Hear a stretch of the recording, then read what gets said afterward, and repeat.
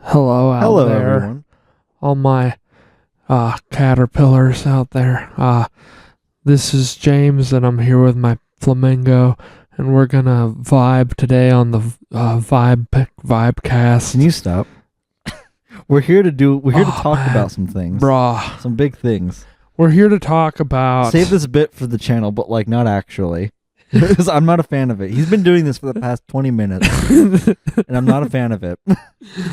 Bruh. Shut up. I know a guy who talks like that. Okay? Yeah, I know, and there's a reason why I don't know guys that talk like that. Like they're annoying. Hey, you don't have to harsh my vibe. Oh my gosh. We're here We're here, everyone. to talk Hello. about a very vibing topic today. Is it? We have music to talk about finally. Dude, anyone who talks like that, this album that we're going to be discussing shortly is in their top 3 of all time. And that is a fact. Is it? I feel like they listen to worse stuff. No. Definitely worse stuff. Don't spoil it, man. No, I'm just saying. Don't harsh it. I'm not spoiling anything. I'm just saying I think they listen to worse stuff. Just the people who talk like that sound like they've I don't know. We've got a couple kitties on the couch. Yeah, we with do. us. So it's a vibe, and it's dark out. It's very gloomy out. It was overcast all day. We finally have music to talk about. We do. We're gonna have some more music coming in for you guys. We've been doing a lot of movies and other stuff, but we're getting back to our roots. So I hope you're all excited about that, as excited as I am. more vibes. Yeah. Well, all today's the gonna be a big one. vibes. It is. I feel like I don't know how much I have to say, but like it's kind of a not controversial. I don't know if it's controversial. I just have a few points of contention, I guess. When you were But it's a riding, big topic, you know. when you were riding that high last week after that crazy bullshit that was our last podcast, The Lord of the Rings, yes. and Hotline Miami, you had said you had a lot to say today on this topic. So I mean, we will see how true that is, and you can see kind of how true that is because you've got timestamps. I always put them there for you guys, and you can see how long the video is. So yeah, we don't know. But No. albums tend to go a bit longer. they do. I I would say they go shorter than movies. oh yeah, because we have more of a topic to do, or more of a May just know. punch my fork. a formula. What is this intro? This intro has like been a fucking mess. So let's just get into things. Do you want to? Yeah, why not? I don't think it's been a mess. I'm vibing. Let's Case get in into the point. vibe. The Case main in vibe. point. The Okay. main vibe, the main event, I guess. I feel Yeah. like they're both kind of like main events because we're talking about Pink Floyd Dark Side of the Moon and Bo Burnham's Make Happy. Yes, but we're starting with the former. So let's get into it because I hit the timestamp button. Okay, where the fuck did my phone go? All right. I don't know. This is a big topic for anybody, for any like avid Pink Floyd fan, I guess. For any Especially if it's your favorite band. music listener on Case in Earth. point. Yeah, true. This is one of those albums where it should be like, well, it's still like ridiculously high in terms of like how often it's listened and how Man, much the album sells. I was ridiculously high when I listened to this album. Oh yeah, Yeah. Okay, what? that's what I mean. Is that character sounds like you smoked once in high school and just talk like that to try to fit in. Bruh. And it's really cringe. Come on. So, anyways, Ouch. can we talk? Can we? Let's do it. I'm trying to. All right. Dark Side of the Moon, one of the most popular albums of all time. You see it everywhere, especially in Hot Topic, especially Well, the album Okay. cover. Yeah, I was going to say, I am wondering if it is more the album art that's popular. Probably. Here's the Sometimes thing. that happens. Yeah, it probably is. It's kind of like it's a fucking phenomenon to me, honestly, Yeah. because it's the only one. It's the only Pink Floyd album that you're just gonna see plastered everywhere. Well, you see the Aside wall. from the wall, but like literally, you see the wall design everywhere. You know, Ha. like in bathrooms and stuff. Yeah. haha, So, uh-huh. but yeah, not nearly as like recognized as Dark Side. It's Yeah. kind of like Nirvana. I feel like. Their logo. Yeah, you see their logo everywhere. Which is just a yellow Nirvana. Yeah, And the and little a smiley face. the with, smiley face, yeah. Yeah. That you just see everywhere. And it's That's just what I'm saying. It's just a pop culture icon. Mhm. So that's why it's kind of a big deal, I Yep. guess. So as a music boy, I know you really enjoyed The Wall, Yeah. but you weren't huge Well- on Electric Ladyland, Yes. and you were somewhere in the between with the White Album. Is that how it went? I don't even remember my ratings. I think the felt- White Album was like higher end. It was closer to The Wall than it is Electric Ladyland. Well, yeah, I just don't remember. The Wall and the White Album were pretty close for me. I don't remember if my ratings reflect that, but that's what time does to us. That was almost a year ago we Yeah. talked about those. Wild. And we're finally here discussing like the biggest talking point album, I guess. It's just, I don't know. Like if you ask any like Pink Floyd fan that's like heard all the albums and like is other like music that's related in terms of like psychedelic rock, Mm-hmm. or other prog rock or anything, they're gonna have like a unique stance on this album, I feel like. Interesting. Or just, I don't know. It's such like a, oh man, where do I even start kind of thing, I guess. Yeah. But we'll start with you because it is your first listens to it. Yes. And the only other Pink Floyd you've heard is The Wall, which I believe sounds drastically different than the rest of their lineup. It sounds different than this for sure. Yeah. What do you want me? You want me to give some general? Yeah, thoughts? general. Let's open up with that. General thoughts. Okay. Well, I didn't write a ton, to be honest. Walk me through like what you were expecting, and then like initial thoughts, I guess. What did you expect going into this? I didn't. You didn't. You didn't know anything. I knew Money. I've known Money because I grew up right. hearing it in my dad's truck, and I was never the biggest fan, but I hadn't heard it in like 10 years, and I hadn't heard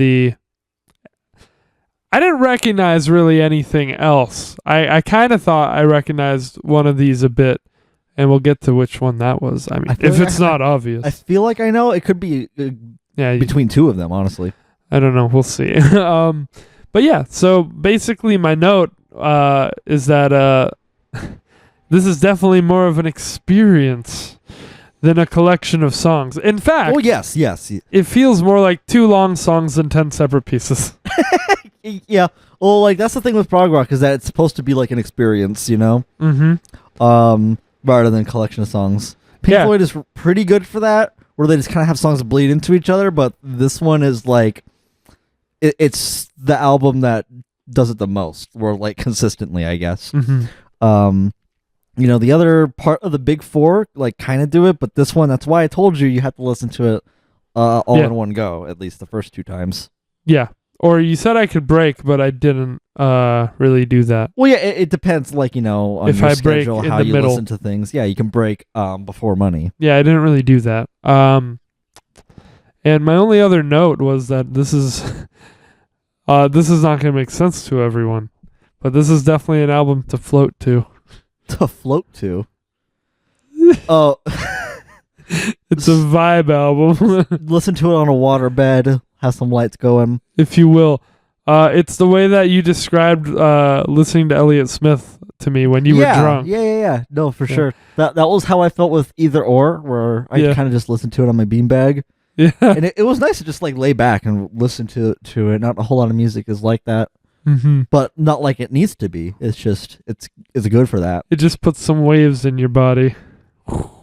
I'm gonna throw this out there. I liked it. I'll say that. Yeah, I'm gonna throw out there that I really like this album Yeah. because it might sound like that I don't. Yeah, it might for the next hour. It's just it's to show my hand. It's overhyped.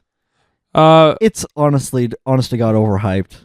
So those who are or I mean, I guess if you like something and everyone else doesn't, then you really have to talk it up. But if you don't, or if you like something and everyone else does, then you've got to point out the flaws with it. Yeah, well, just because I don't know, it's we'll get to this. We'll get to this. I'll elaborate a little bit more when we talk about everything in full. Track by track, though, it's all really solid. Yeah, you know? I guess we'll go track by track. So like, okay, let's see. I should have this memorized like a true Pink Floyd fan. Like See, I the first said, one, yeah, the first one is "Speak to Me," right? yes. What were you gonna say before we went into this? Just that, like I said, this is more of an experience. So going track by track isn't the best. It doesn't do the most justice. Yeah, you have to listen to this as a whole. Yeah. So I'll try and Just like The Wall, just like I'll try and point out some stipulations that came with that. Sure, and just any other reactions or whatever. You said you also were looking through lyrics. No, I was listening to what I could get, what I could gather. It's not hard to gather the biggest themes of this because 2 of the songs are named after them. Yeah, I feel. But yeah, okay. The themes, it kind of wears it proudly. Yeah. So yeah, this album also came out in '73. Yes, it did. Just a big time for music, because wasn't that like around the time Electric Ladyland was out? I don't remember. Yeah, around there. It was like around there. It was a little after. It was their. I mean, to give it credit, it was like the first album Pink Floyd did where like they blew up. You know, This was their American Idiot. No, this was their Dookie actually. The Wall is more like their American Idiot. Yeah. Because before this was like right before this was Obscured by Clouds, and then Metal, and then like all the other early stuff. So like Dark Side and On is where it's considered like, well, first of all you get that the big 4, like, yeah, no, I was looking, which is their golden years, and then it's the late years. But yeah, I was looking. I saw the albums that came out in succession. I was like, oh, these are all the ones people like. It's like this, Wish You Were Here, Animals, The Wall. Yeah, those are the big 4. Yeah. Is what I keep referring to. Yeah, and everything before Dark Side is considered early Pink Floyd. Right. So, I mean, it's unique in that way. I was talking to my dad, and he likes some of the early stuff. Oh, dude, I love the early stuff. He said he might listen to this. Oh, that's cool. Yeah, I love the early stuff. Honestly, maybe a bit more than like full on later years where like the band kind of falls apart. Yeah. I mean, The Wall and On. If we're talking The Wall and On, actually, then of course early years. But yeah, some really solid stuff there. But I guess this to me is more of a transition album. It's like now we're starting to get into the good stuff, you know? Yeah. Like the really big stuff. So, track by track, Speak to Me. Where does it land? I feel like I know where it does. You do. It lands in the in other or whatever. The infamous category of other. Because it's not a track, it just kind of builds. It's a little intro swell to get things moving. Yeah. Kind of like an intro. Yeah. Kind of like in the Gods Made Love. Personally, this track isn't fucks with.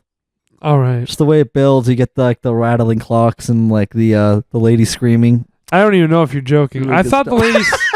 I'm joking. I thought the lady scream was actually part of the next song.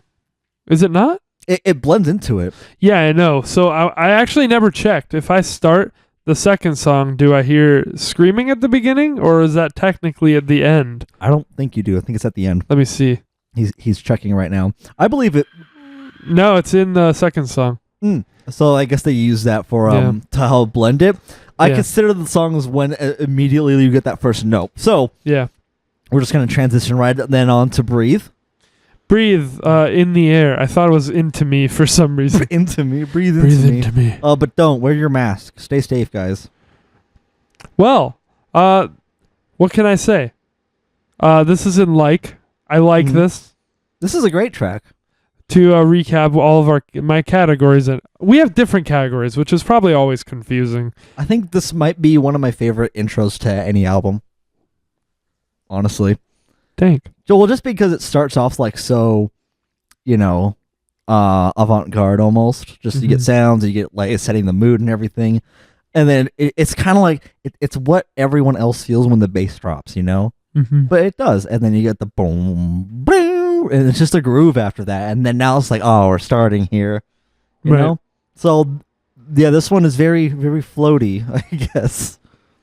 Right. No, I totally agree. This is definitely the first time that I was like, oh, it's gonna be this. It's gonna be a floater. It's gonna be calm, yeah. It's gonna be like a bobber in the ocean. Yeah. And I love the vocals on it too. Yeah, which come in like halfway through the track. Just when you were starting to wonder if it's an instrumental. That's pretty much what prog rock is about. To Yep. me, it's just what is instrumental, but it kind of like establishes like here's what's going to be going on, and then now it adds vocals. Mm-hmm. And they don't overstay at all. They're like infinitely like a handful of verses. No, it's a pretty short track. Less than 3 minutes. Which you get a lot of on this, surprisingly. Yeah. Like 2-3 minute tracks. I'm gonna add also that this was my first Pink Floyd record that I listened to. That's not very surprising, I guess. All way back in the yesteryears of high school. Wow. Okay, I thought you were gonna say like elementary. Elementary. What did you listen to up until Beatles? Beatles, I all guess Beatles, so, yeah. 100%. Like, then like it was. I listened to like a couple Jimi Hendrix stuff. ELP also. Just some like random stuff that just like one other thing. Mm-hmm. I didn't really branch too far off the beaten into path. the wild. Yeah. Right. Well, I kind of went chronologically, I guess. What do you have to say about this? Oh, I already said with Breathe, I really enjoy this track. If I was gonna categorize it, I put it in high like. I think it's just a great intro. It's such a great groove too. But it is a higher like for me. And I was going to say it's a pretty structured song comparatively. Mm-hmm. I mean, all the songs are like pretty structured. I was going to say, just to recap, that for me the categories are either going to be love, like, meh, or dislike, and then there's other. Yeah. Which is for those rare ones, but they're not that rare when you give me an album. Yeah, and I call they're not. You get a whole lot of rude stuff. It's like, it all helps to paint the mood, though. That's what like the service is for that. For me, it's the same thing, except I just call my love category "fucks with." Yeah, because that's what I say whenever I hear a song that I love. I say I fucks with it. Mm-hmm. So there's that explained. Finally, cool. 30 episodes later. Yeah, so it is a higher like for me. Awesome. I didn't have a bunch to say aside from that. Yeah, it sets the tone. It gives you the atmosphere. It lets you float a little bit. It comes in with those vocals, and the vocals are all like they're all whispery and like whoa, like whimsical. It all blends together. Like this is like the best I've heard. Like all their voices kind of just blend into one almost. Mm-hmm. It's like really breathy, really airy. And that's the point. It's supposed to make it feel like as though you're flying through like a canyon or something. Like that's what I always pictured. Mm-hmm. It's honestly an underrated track in this album. Yeah. But yeah, that's how I could see that. Because everyone else talks about like the other like larger ones, and it's just like, but this one though, it really just kind of it sets the mood, and it really just stays there. So. Then we're on to On the Run. All right. Not to be confused with Paul McCartney's album with Wings, Band on the Run. Mm-hmm. On the Run. What you want to comment? Okay. I feel like I know what you're gonna say about this because it's all instrumental and it's very weird. It's also kind of scary sounding. It's kind of like just a trance. So what I did was, this is in two categories, because out of context, this is definitely a meh. It's like, all right, because it's kind of just that drum beat looped, and then you get some little the synthesizer, some tinkerings, like monotone track, and then other sound effects. Well, the thing is, like with this track, I believe Roger Waters was just playing with like a new synthesizer that they had. They definitely heard that on the mic. You yelled that. So, I believe, Mr. Waters was just playing with the new synthesizer they got and just was playing the same thing. I was playing around with the settings that was like kind of opening like and changing the wavelengths of it. From like sawtooth to like square, where it was just and that's like the whole song. Yeah. So it literally just stays the same, but like it really kind of morphs the sound. So even though it's super simple though what they're doing. Yeah. Yeah, it's just a drum loop, and then you hear like the footsteps running, and then echoey laughing. You hear a plane crash at some point, or maybe that was a different song. I don't even remember. I think you do. I think it was this one. I feel like you do. It's really early for it to getting scary sounding. I didn't think it sounded scary. It kind of can, I guess. I don't know. It- To me, it did. It kind of just like it's meditative because it's Well, it depends on what you focus on, I guess. it's so entrancing. It's just kind of like you could loop this song for like 6 hours and just sit there and Really? be like, oh. But I wouldn't wanna wouldn't. listen to this longer than the No. how long the track is. No, I wouldn't either. But like I'm just saying. Yeah, if you focus on like the music and like the synth, it's. I see what you mean. I definitely like felt that, however many years ago. I guess now I start to like think of the footsteps and like the laughing. I'm just like, like getting paranoid. Mm-hmm. Because it's a freaky track, and it's like the second real one.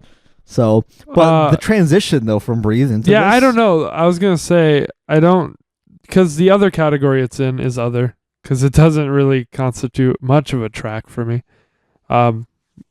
Personally, it's kind of just a bridge from song to song, and it's kind of just this kind of hallway. I don't know, that you go down to get to the next room, which is the next song. Yeah, I don't think it's any less of a track though, honestly, because there's still lots going on. For me, it is. So even though, there's still enough going on for me to. This can't, like, I can't put this on. But like, out of context. Well, no. here's the thing. That's like it's a meme, like in the Pink Floyd community, to put any of their albums on shuffle. Namely, Dark Side of the Moon and The Wall. It's like a sin. Like, never do that. And why would you? They're not. This band isn't a song band. It's definitely an album band. Yeah. And you kind of have to like. I know you know that. You're an album person anyway, but you kind of have to explain that to a normie that hasn't heard any of this.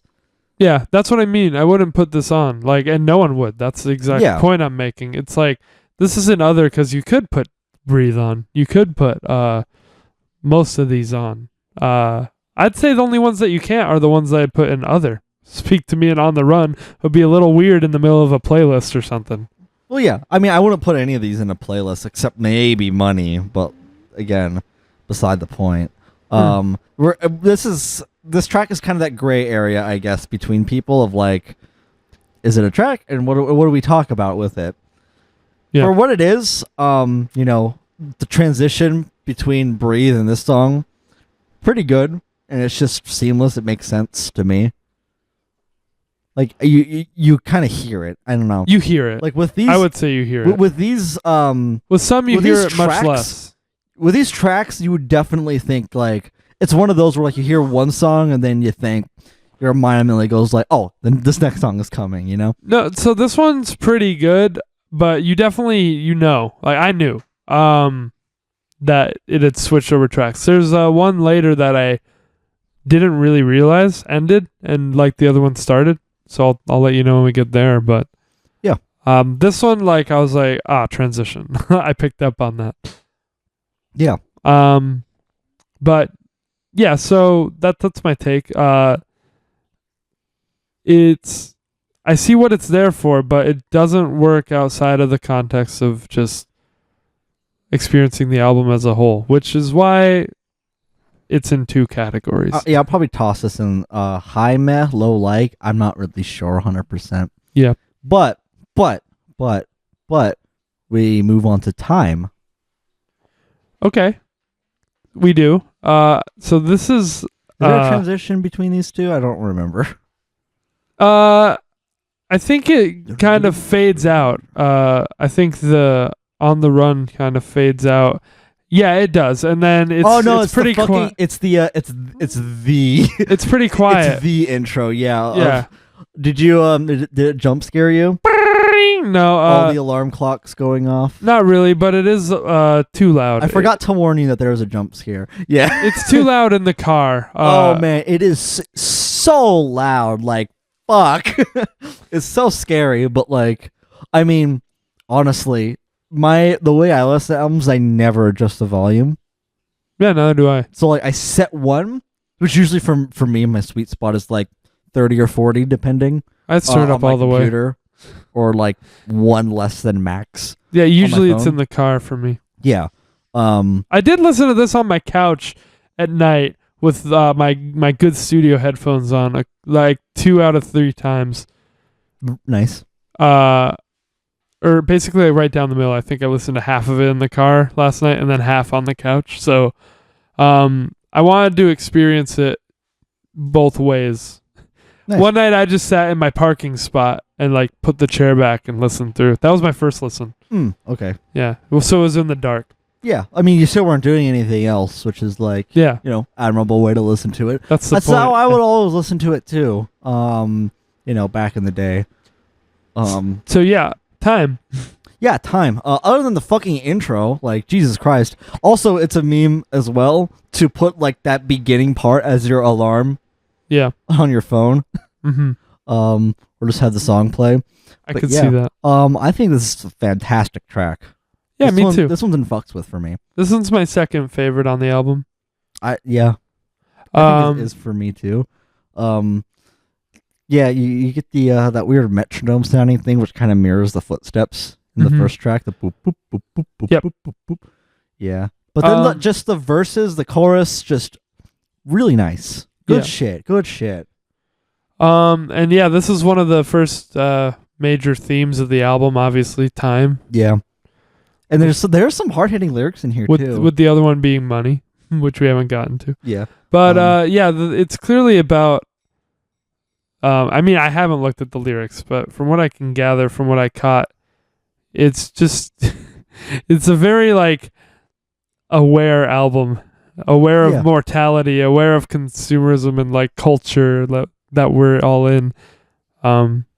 It's a really good message to get behind, and like it's easy to fall in love with this band because of like the messages, and I guess the word of the day is introspectiveness. Yeah, very introspective. Just the what is it? The line that, and then one day you find 10 years has got behind you. Yep. Just damn. I mean, it's when you think about that shit. It makes this album, at least this track, makes you think. Yeah, I really liked. I believe I heard this in my dad's car too. This is the one I was talking about, and I figured you'd know that because this is their other big old hit from this album. Yeah. Yeah, that the initial melody, vocal melody, made me think like, whoa, have I heard this? So there's something. There's a track on "Obscured by Clouds" that sounds really similar as the vocal melody, as well as like structure and like how they sing it. Mm-hmm. So that's why everyone's like, "Oh wow, it's just like Dark Side of the Moon." But "Obscured by Clouds" is actually trash. Ooh, just throwing that out there. It's bad, except for that song. That's like the exception. But that's it. Yeah, I can remember the verse, the pre-chorus, and the chorus generally for this. I don't know if there was much of a chorus. There's a lot of choir. Yeah. Oh yeah. There's definitely a chorus. It's okay. Like, do do do do do do. I don't know. Okay. Yeah, I was calling that the pre-chorus in my head. So yeah, I can remember. Yeah, I can remember how it goes. So I remember the melodies. I don't really remember words. I can't say that for all of these. I can't say that really for Breathe. That's why I had to play it for a second. Yeah. I was like, I knew I was vibing with it, but I couldn't really remember any particular melodies until I heard it. This one, it feels familiar. It's absolutely something to put on and vibe to. I noted that guitar tone though. I think during the solo, I fucking love what's his name? David Gilmour. Yes, I fucking love his guitar tone. You're a Gilme. No, David Gilmour is amazing. Everyone calls him Guitar Jesus for a reason. Mm-hmm. Something beeped. He's gonna check that.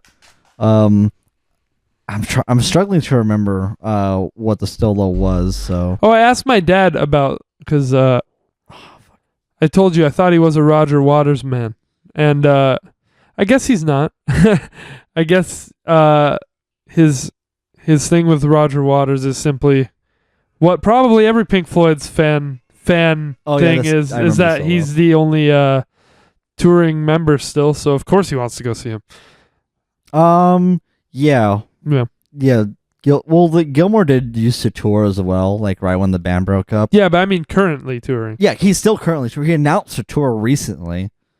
Oh, David Gilmour? No, Waters. Yeah, that's what I was saying. Waters. Yeah, I mean he announced one recently. I think you lost what I was saying when you listened to your phone. No, I got what you said. But no, yeah, he is the only one. Well, because there's not much of a band left for there's just Gilmore and Nick Mason, which is the drummer. That made me think that my dad was a big Waters fan, but I guess I think he likes Gilmore a bit more. There's a lot to respect with Waters. He's just kind of an asshole. He's just a really big asshole. I guess so. But he's really known more for his lyrics. Yeah, and he doesn't sing at all until the last 2 tracks on this album, right? Not sure. Oh, you don't know? I just don't remember. Okay. When we get there, I'll like quickly listen and I'll let you know. Okay. But yeah, mostly this is I believe Gilmore. Gilmore and Richard Wright doing harmonies, which is what they did for Metal too. Interesting. Because their voices complement really nice together. Mm-hmm. Well, I did notice that in the last 2 tracks there was like a deeper, more like gravelly kind of like. So I figured, oh, that's him. I mean, Waters and Gilmore kind of like sound pretty similar. Honestly, like it's hard to tell when you're new.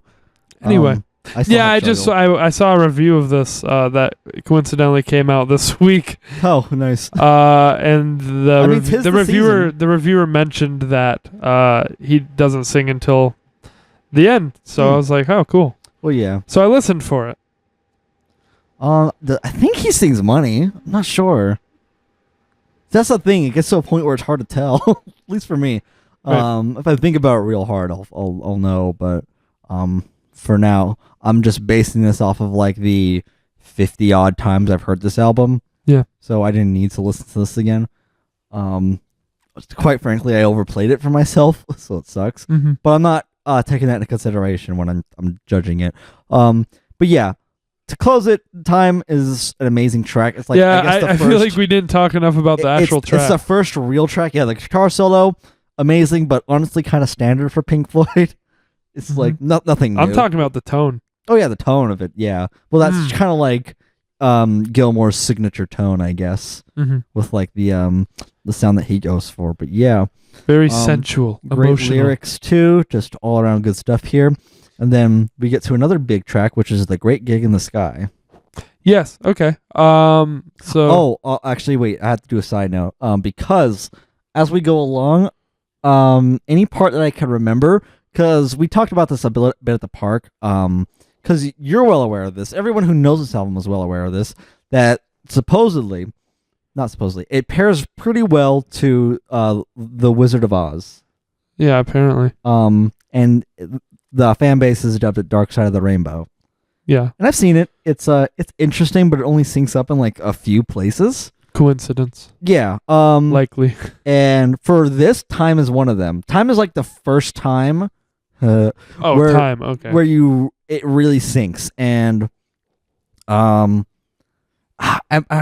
might be wrong. It might be the end of Breathe and like the beginning of On the Run. Because what's her name? Dorothy? Yeah. Yeah, she falls into the wheelbarrow right as the last chord ends. And I think the beginning with like the alarm clocks, something happens. I forget what. She might wake up or something. Or just, I don't know. Something definitely happens there where it syncs up. So there, those are already 2 like small things about it. Yeah, I can't comment. Yeah, I'm just letting you know. I mean, there might be a chance for a time where you actually want to watch it if you ever want to hear this album again. It's interesting. It's worth it. At the very least, you hear this album again. I did. Okay, yeah. I'll mention just here in the middle, I guess, that I think kind of similar to how I felt with the Wall, and I guess for some reason a little less so with the White Album from the Beatles, is that this might take more than 3 listens to have like a really deep understanding of how you feel about it. Really? Yeah. I can't remember that far back when I was only on my 3rd listen, so I guess so. I mean, a lot of the prog rock and psychedelic rock can be a lot like that. I'd just say any album. I guess I wouldn't. We do the best we can here, but we like 3 listens. Things change over time. You get more familiar every time you listen to a song. It really depends on the album. Like by Grace, I think I knew, like pretty much. Same thing with Chocolate and Cheese. But Electric Ladyland, I needed like a 4th listen. I think, I don't know. I think a lot of albums. It really depends. I'll love a certain song at first, and then I'll grow and change, and it'll become like a least favorite later, and I'll like these other ones that I never paid enough attention to. Yeah, obviously things are subject to change. From when we talk about it, it's kind of more like initial thoughts, general stuff too. And and a great sign that I have my notes here, but I can't talk about these like just off the top of my head, like a song like Breathe or one that I don't remember as much. Yeah. I just remember a little thing about them. Yeah. What I wrote down. It's definitely gonna be tough for me at the end because they all kind of just blend together. The last 3 for me are like one song. All right. But yeah, last thing about Dark Skies of Rainbow is that also supposedly this album like can sync with pretty much anything. Yeah. Star Wars, like other movies, I think Lord of the Rings. Yeah, I would say most albums can sync with anything. Yeah, I used to do that. I used to put just random ass songs on my speaker system at home while watching SpongeBob, and sometimes it would look like he was saying what fucking Serge Tankin was saying. Yeah, well, from System of a Down, like because the human brain is like designed to like catch on to patterns. So like we kind of just ignore like the other like 90%. Everything that isn't lining up. Isn't, but we remember it. Yeah. So like at the time when I heard about it, I was like, oh, it's fucking cool, But like when I watched it, I was just kind of underwhelmed. I needed a few like parts explained to me because I was just like, I don't really get it, but it's interesting. I think it's worth checking out at least because you hear this album again.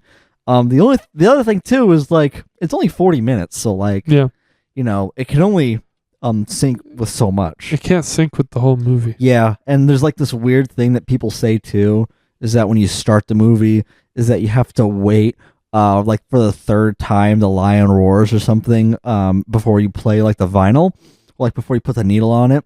So it's really strange. Just people are really particular with that. Yeah. Anyway, back on track. The Great King in the Sky. Okay. So what do you want me to comment or are you gonna go first? Go for it. Okay. Okay. So it is my 3rd favorite. I agree. But I think we're gonna be the same then. But I think I have a controversial take. Yeah.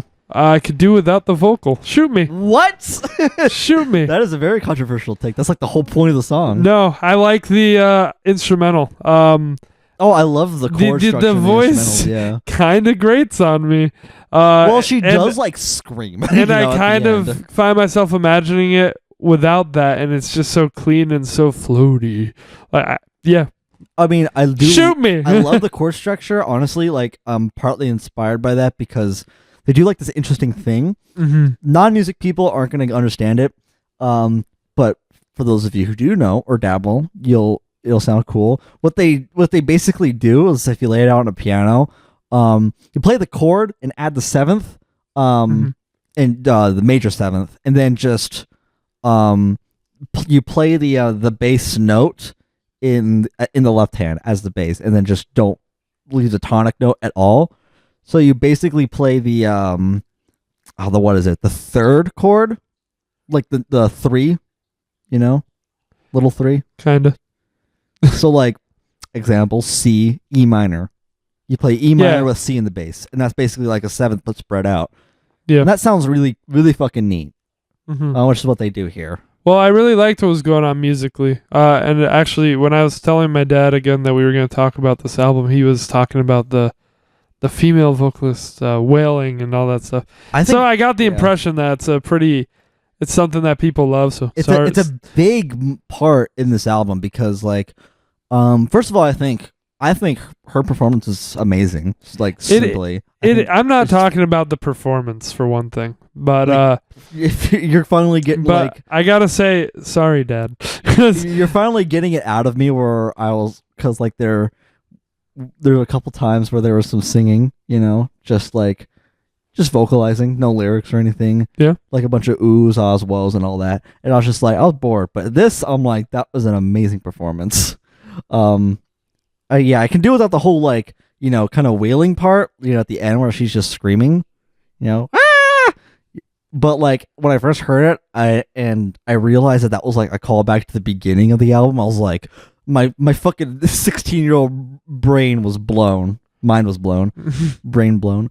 No, because I was just like, that's so fucking deep. I think I liked it the first time I heard it, the first listen through, and then on the second listen is when I made that note, and then I agreed with that note on the third listen. I just wanted it to be instrumental, I guess. That's a very hot take. Yeah, well, but I mean, sure. From a non-Pink Floyd listener, here it is. As a Pink Floyd connoisseur, I would honestly prefer if it were a long ass guitar solo. Okay. I think that would be better, but that's just me. The performance on this is amazing. So I was just happy with it being a atmospheric vibe. Yeah, and I'm happy with it being with the vocals, just how amazing performances, and it helps it to stand out. Well, yeah, okay. So even with that, like little gripe or nitpick, it doesn't ruin the song. Clearly, it's in my top 3. Yeah, and it's the same spot for me too. So. But yeah, I like it as an instrumental, I think. Well, it's cool for once you're like instrumental as opposed to adding vocals. Well, first time. Because it wasn't particularly, I guess, melodic, or there obviously weren't lyrics. You could definitely tell, which for me is definitely like a big point of connection with a vocal, but also it can have to do with passion, which this performer clearly there's passionate. There's a lot of choir and spread out through this album. Mm-hmm. Which I think is what I think that's what I initially admired about it, but I just I don't know. I guess I felt I could do without it. Interesting. Mm-hmm. Yeah, I feel like you should have apologized to your dad. So yeah, and apologize to the Pink Floyd subreddit. Yeah, the main subreddit, the shitpost sub. You can do whatever you want. Mm-hmm. But yeah, and then we get that more of that theme of mortality, and death and all that. Another interesting thing is with this and Wizard of Oz. This is when the tornado is happening, and she's stuck in like the house and all that. And supposedly when it gets like really loud and all the performances happening is when the storm is really crazy, and then when it comes back down, so does the storm.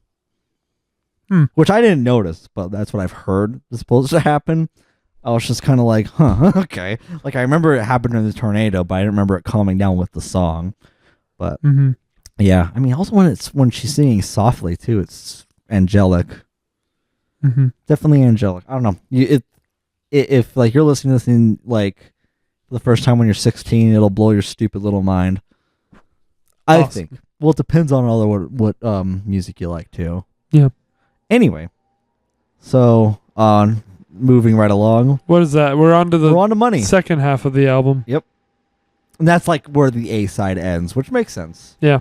So it makes sense for it to end there. So Money. What do you think now about Money? Because I know you weren't really big on this track like ever. Has the context of this album changed it for you? To come around? No. What's the up? Context of the album didn't change it for me, but maybe paying more attention did, because about halfway through when it picks up, I really liked that. Nice. So this landed in kind of a middle of the category. Yeah. So, solid album track. Then again, I guess almost everything is in like or love. So that's a good sign. Compared to the rest of the album, this thing is a fucking jam. Like you get into it. I guess it depends. Compared to depends. this album, Yeah, it depends. It almost doesn't fit. I feel it's a little swingy or whatever. I don't know how you describe that kind of. It is. Well, it's 12-bar blues. Instrument. Yeah, that's never been like my vibe.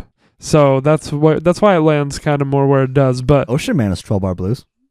Yeah, but it doesn't sound like swingy by any means. I don't know how else to describe it.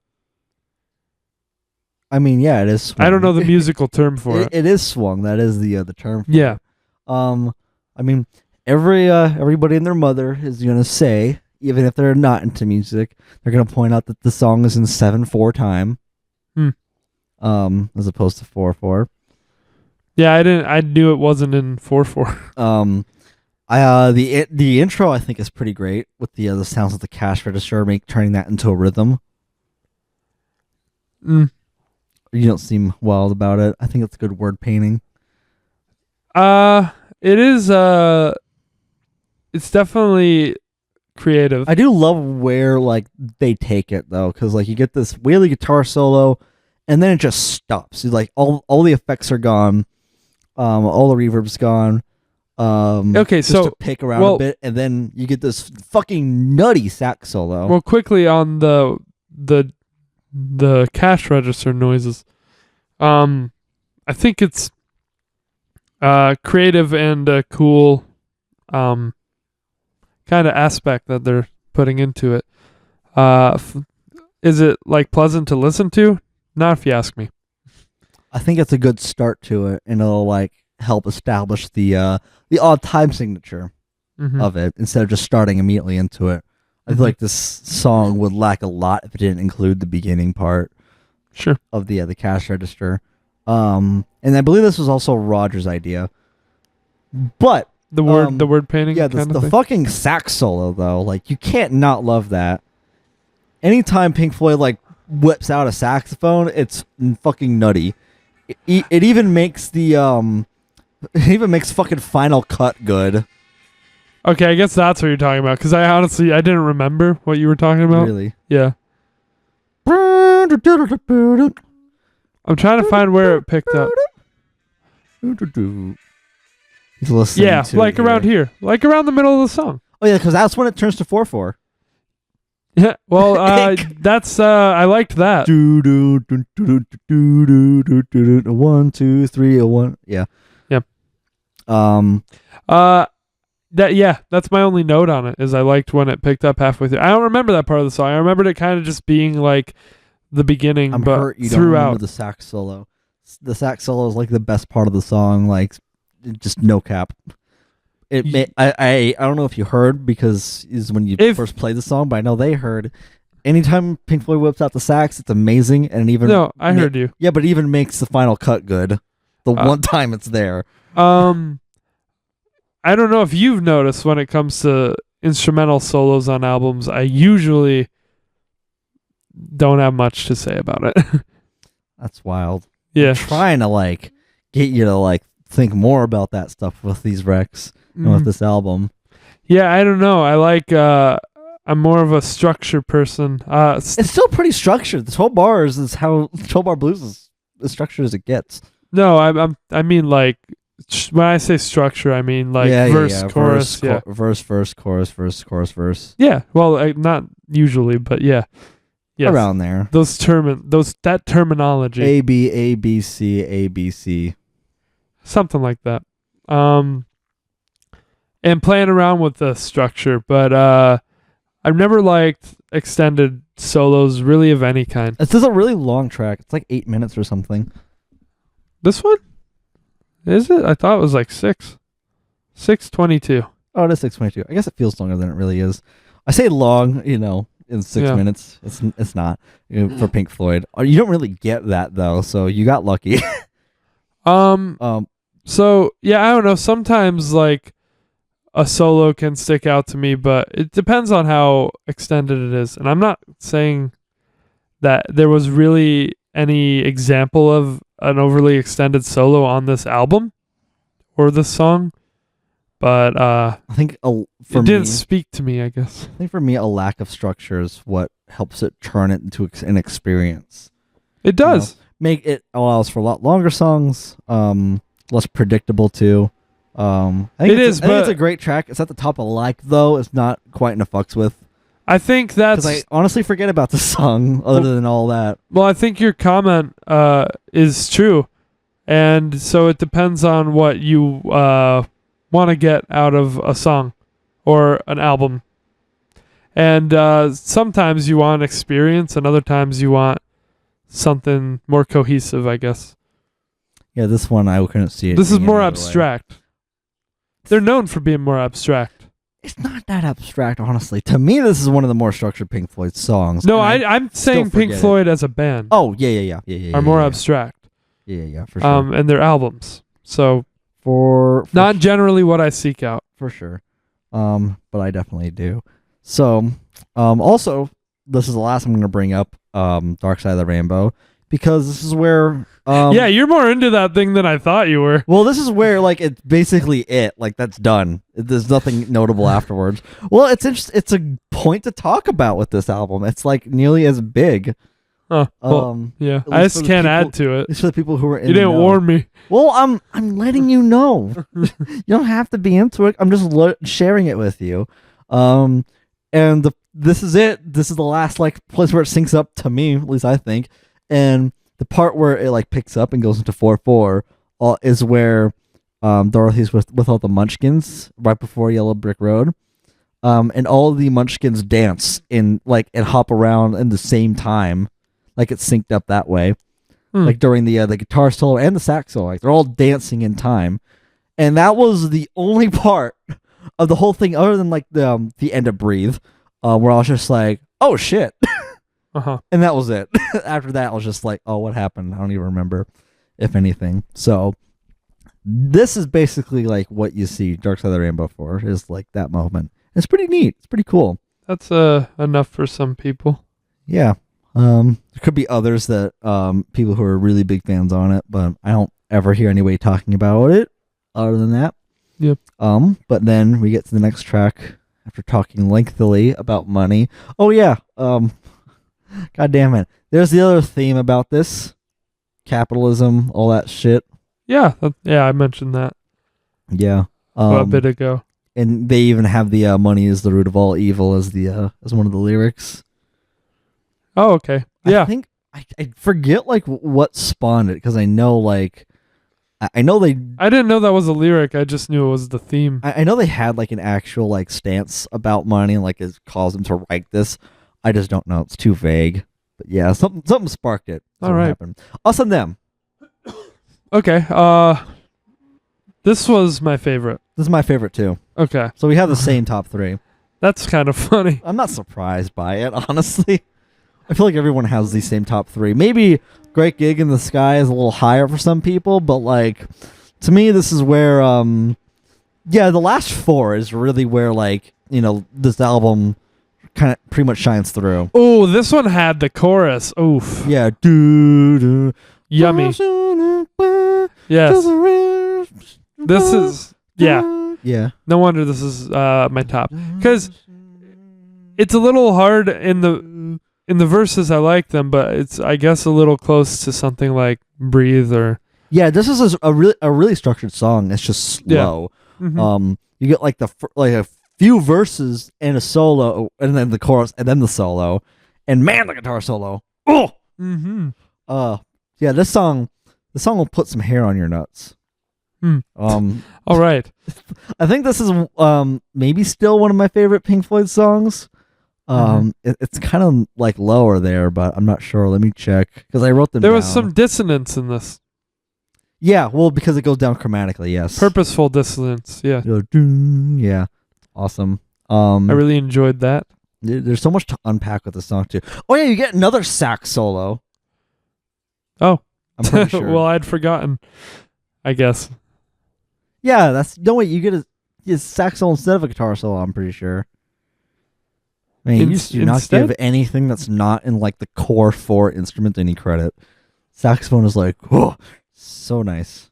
Well, it matters if it stands out to me. Well, you also, of course, it stands out. It's the solo. I said to me. I don't know how it didn't stand out to you. You also get the choir in the background, really accentuating it, making it feel really big. It's a really like grandiose and big boy song. Yeah, I don't know. Yeah, it's still within my top 10 favorite Pink Floyd songs. I'm listening through to see if I even hear a sax solo. There's one. There it is. I don't know. It if something, it kind of is complimentary. It sounds like. No, it's definitely it's a whole event. Keep talking, I'll find it. I don't know. I don't know what you want me to say. We'll talk about it. There's also a lot of dialogue in this album too. Yeah, it's just sprinkled out. I noticed that. I kind of noticed what they were saying. It was thematically in tune with the rest of it. I don't know. I guess you're finding the sax part. I think it's around here. Well, I don't know. Everything kind of, I see it as a big picture. Everything kind of accents each other. And it works as a whole. It doesn't feel like a 7-minute song. No. Not to me, at least. I don't think so. Which is maybe. Here it is. I found it. Hmm. Yeah, then it goes crazy once it gets into the chorus, like chord progression. Like the thing is wailing and going all over the place. So, I mean, it is pretty short comparatively to like the song as a whole being 7 minutes. Mm-hmm. See, this is the kind of thing I might pick up on if I'd heard the album more. Really? But it just, I'm not gonna note that there's a sax solo. Yeah, it's part of the music. Well, yeah. I mean, it's part of it. I mean, okay, I guess it's not like a solo in the sense that you're used to with other music, where like everything has to fuck off. Yeah. You know, and you get like a quick like lick of guitar stuff. But to me, it's a sax solo because it's like the only like melody. Really, everything else is just chords.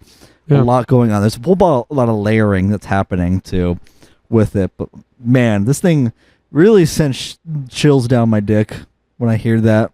Nice. But yeah, Us and Them is a great song, and I guess you ran out of stuff to say about it. I did. Cool. I like the chorus, and the verses remind me of some other stuff on here. So I guess that chorus was what was special because it felt pretty epic. It is very epic, and compared to the sax solo. I think it just builds up and like it implements it so like greatly. I think. Mm-hmm. But any color you like next. This one's more a bit of a groove, and you kind of get like the same sounds as you did from before. I don't really remember it with the guitar tones. It's towards the bottom of my likes. It's a bit of a groove. It's just a little instrumental. Well, how little is it? How long is it? It's 3 minutes. So pretty little for them. I'm not surprised I don't remember this one that much. But yeah, this one's kind of just like layering a bunch of synths. You got the da da da da da. I clearly enjoyed it enough. I don't. This might be one where I didn't notice that the tracks changed. Yeah, it sounds like more of a continuation. I guess I'll have to check how. Yeah, you get the like kind of a break part. Let me see. Yeah, I don't think I even noticed. I think I was just floating through. Yeah. It goes right into this from Us and Them. Yeah, there's the part where it breaks and stuff. It's just kind of like a jammy part, I guess. Mm-hmm. But like it's all pretty cohesive and it makes sense. Yeah, I mean, here's where it all blends together for me. Because yeah, they do kind of sound like a continuation, like the same songs. So yeah, on. Oh, and Us and Them is also, I'm pretty sure, Gilmore and Wright singing. On its, yeah, okay, I figured. Waters might be like mixed in there somewhere, but it's mainly Gilmore still. On its own, I figured this was, yeah, like a lower like, for any color you like. Sure. Just any track you like. Because it's just, I guess it's an instrumental, but maybe it stood out a little less to me. I can't tell you why I put it where I did. I mean, this is what I'm talking about when I say I need to hear it more. I can agree, like to differentiate some things, because in my mind I'm like, which was that? It's a little bit of a transitionary piece. It's yeah. still good as a groove, so I'm putting it like meh. Sure. Okay. Just power through this. Brain Damage. I just played it so it can jog your memory. Yeah, like, I at the remember. This is where it says the dark side of the moon. beginning. Yeah, he said the thing. Yeah, this Yeah. was. I'm pretty sure where Waters is singing for like the verses. Yeah, he sings this in the next song, and that's it. Yeah. I'm pretty sure. And if the band So this is- starts playing different tunes. Yes. Yeah. So this is my top like, for what that's worth. Yeah. I said I could do without the laughing. I would agree. Really? Yep. That's so weird because all like the dialogue is just like painting like kind of the motifs and like themes and introspectiveness part, because a lot of it, which is the other like side of the triangle, maybe that's why it's a triangle, because like you get the money and then like the other part death, and then the other part which is insanity, which is this. And it's no surprise that our big boy Sid is what inspired this album for the band. Yeah. I read about that. Yeah. Well, like they inspired pretty much like, all of the he inspired pretty much all the big four. And I believe that line that I just sang, where if the band unit starts playing different tunes, I think in the later part of the Sid era, he was like saying something that like that it doesn't sound like the band to him. Like he's just like, why are we playing this or whatever? Because like they were starting to write some different things, but he said that they sounded strange, I guess, like the stuff that they were doing. Which is funny because like when he visited them when they were recording "Wish You Were Here," that's what he said about the song that was about him. He was like, "I think it sounds strange," So that's what that line means and everything. And I'm sure with the whole laughing thing, you also get the dialogue that's like, "I'm not afraid of dying." I think that's in Us and Them though. Yeah, that enhances it. To know that, like, I'm sure if I was reading lyrics, I probably would have had more questions. There's also the dialogue where you got a bunch of people saying I was absolutely in the right or something. I forget where that is.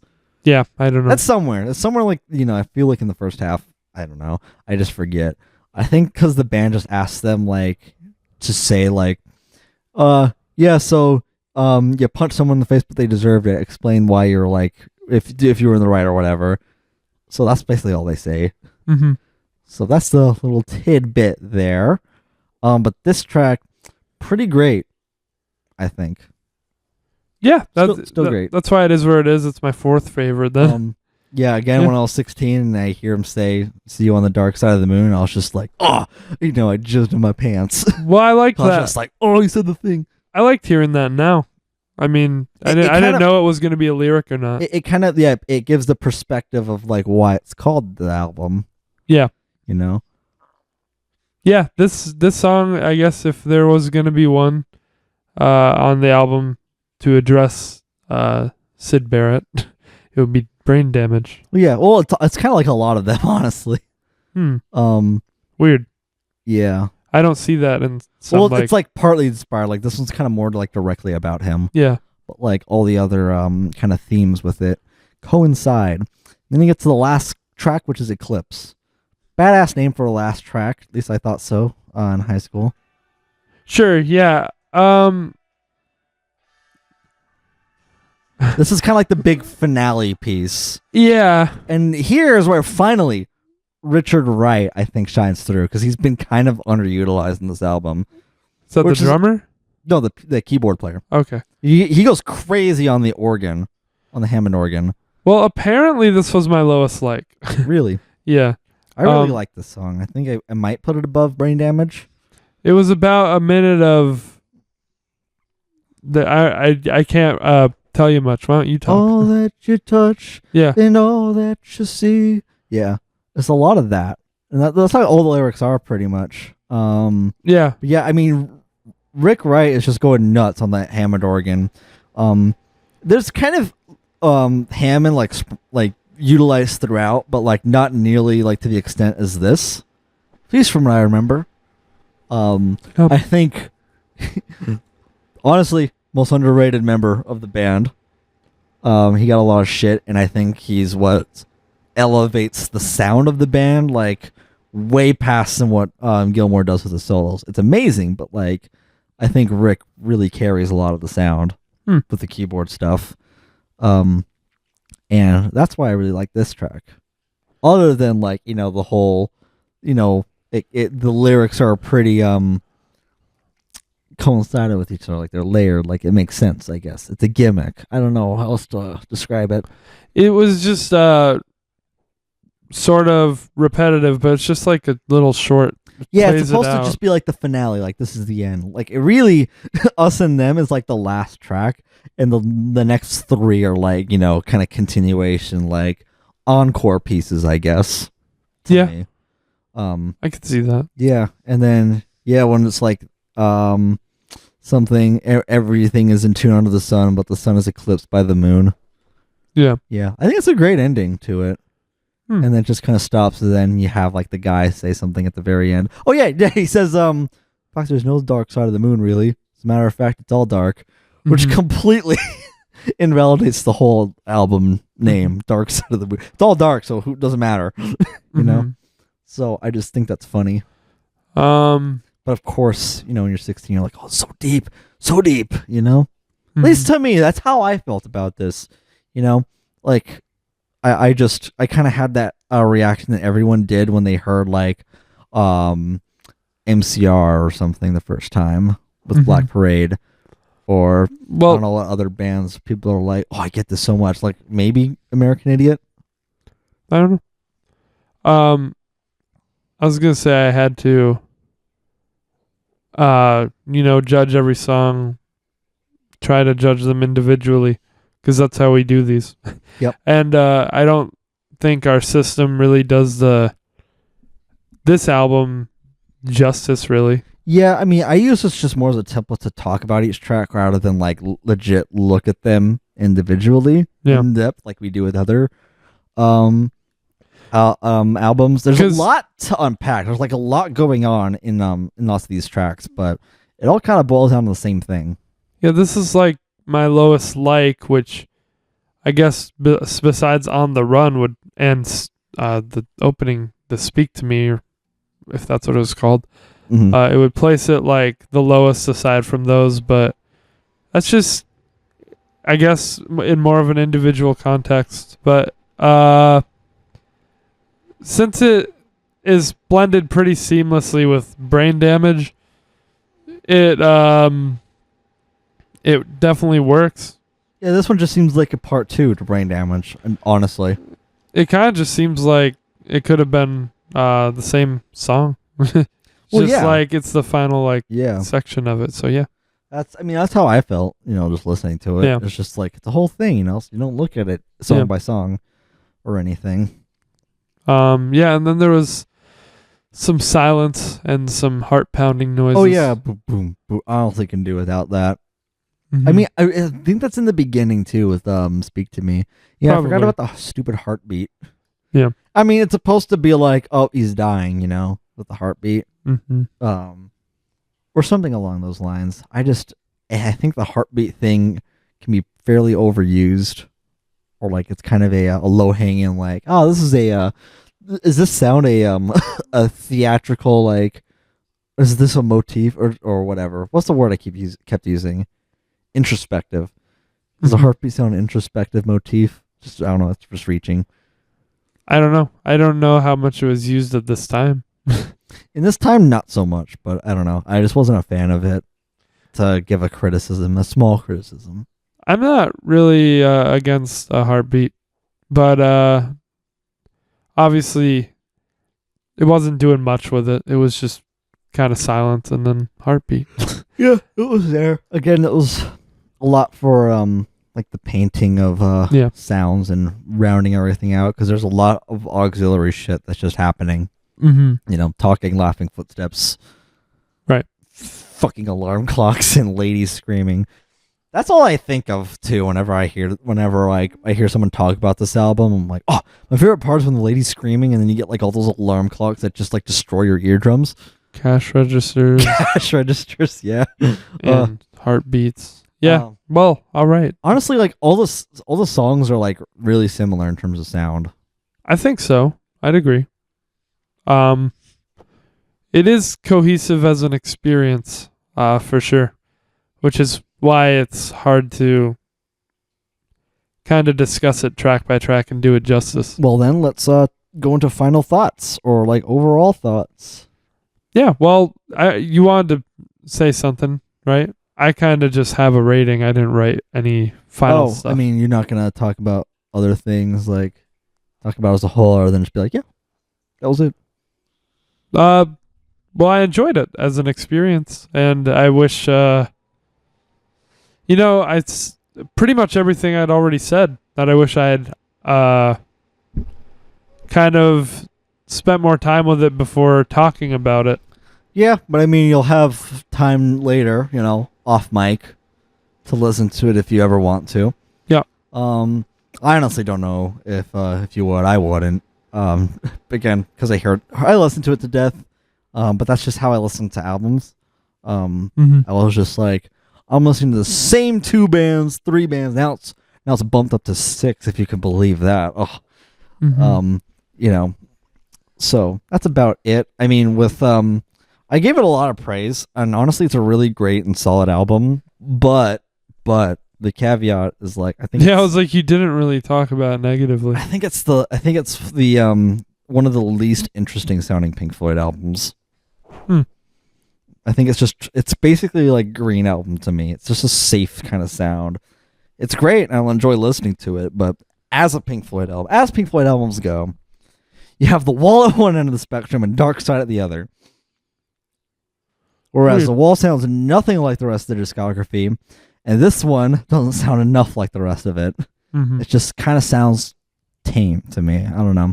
I think it's the least interesting sounding too. Wait. Yeah, I think you said the same thing twice. Did I? I think so.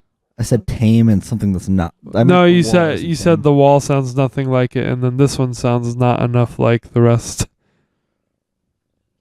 Well, like, I mean, in the way that it's not interesting enough to compare to the rest of their discography. But like, as a first time listen and as an introduction, it'll knock your fucking shoes off, I think. Yeah. Which is why I was gonna say in the beginning, it's more accessible without having songs that are it's almost fucking everywhere. Well, I know Animals doesn't, or Animals has like, or Wish You Were Here. One of them maybe both of them have like songs that are over 20 minutes. Not everyone can get down with that. That's Metal and Adam Heart Mother, so not part of the Big Four. It's early stuff. I'm absolutely down for those songs. Those are amazing songs, by the way. Yeah, but not especially with this generation. Not everyone's down with that. Yeah, Animals has a 15-minute song. The first real song, Dogs, that's like 15 minutes. Or something. I'd say people. Wish You Were Here. The song "Shine on You, Crazy Diamond" is split up, so you get the first half as the first song, and the second half in the last song. Yeah. Which is pretty long. It's like 9 parts. Songs were kind of shortened because, the radio. Yeah. Songs wouldn't really get on if they were over 5 minutes. Like, that's too long. 4 minutes is too. I guess it's kind of been a smart thing to keep your tracks about 3 minutes. Which is what most track lengths are. Their workaround was like the last 4 songs, because like you said, it kind of sounds like the same one. It's a little different, kind of like reprises, but like they're separate to other ones. So, I mean, I give it credit for where it like transitions, but it could have very well just been one track. Yeah, but so I think that makes this album more that word accessible. Yeah, it's accessible just for any music listener who wants to kind of get into more prog. It's the I think this is where you should start if you want to listen to Pink Floyd. Like, this to me is like the album to start with. It isn't the one you started me with, but yes. Nope. Well, I wanted you to hear The Wall sooner than later. Dark Side could have waited, and whatever. I don't know how it would have gone if you heard this first and then The Wall. It probably would have been jarring as fuck. Because that's what Pink Floyd sounds like. And then The Wall, you get burning. You're like, what? That's weird. I don't remember The Wall being terribly out there or anything. Well, it's not out there. It's just different from the rest of them. Yeah, but it felt more like something I'd hear more commonly. because a lot of those songs were like couple minutes, 3 minutes, more melodic and more like little cut and dry ideas separated from each other. Like that's more an album experience I'm used to. Yeah, but it was just a long album. That's not Pink Floyd. Yeah, that's not like that's this. what you're used to, but it's not Pink Floyd at all. Like, really. I mean, but you do think exceptions. It is your favorite, right? The Wall. Oh yeah, absolutely. So, like I said, I think it's the best album anyone has ever like conceived and shot out. But Dark Side, it's kind of the other end of the spectrum. Well, like it's interesting. That's why I said like I had an interesting take on it, because I think it's one of the best albums of all time, but one of the least best albums for Pink Floyd. You know, sure. It's one of those. It's really weird. I don't know if any other band really has that. I don't know. So it's a cool experience. I'll still enjoy listening to it like every so often if I get around to it. But to me, it's the bottom of the big four. Right. So it only gets better from there if you're going in order. Sweet. In my like silly opinion, that's all I have to say about it. It's good, but it's not amazing in the context of the rest of the band. Mm-hmm. It's just kind of in its discography. Right. Yeah, exactly. All right. So I feel like I got all I need to say. You sound kind of burnt out on it. No, we should smack some ratings on it. All right, well, go ahead and smack your rating on it. My rating, like it or hate it, what would you rate it? Am I allowed to give it something that's not 10? Because I gave it an 8. That's what I give it. Okay, cool. I give it an 8. It's kind of in the sweet spot because, as it stands, I believe it's a light 9. It's isolated. It's its own thing. Compared to the rest of their discography, it's a light 7. All right. I think. So you get that sweet spot. It's an 8, I think. So yeah, we both didn't give it a 10. I'm shocked. How would your dad feel?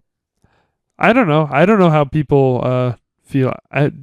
Is this universally a 5-star album? To some people. If honestly, it's gonna sound mean, but I think if people are like, "Oh, it's a 5-star album," I'm like, "Did you hear any of the other albums that they did?" I'm like, "Damn!" Like, did you hear any other albums? Period.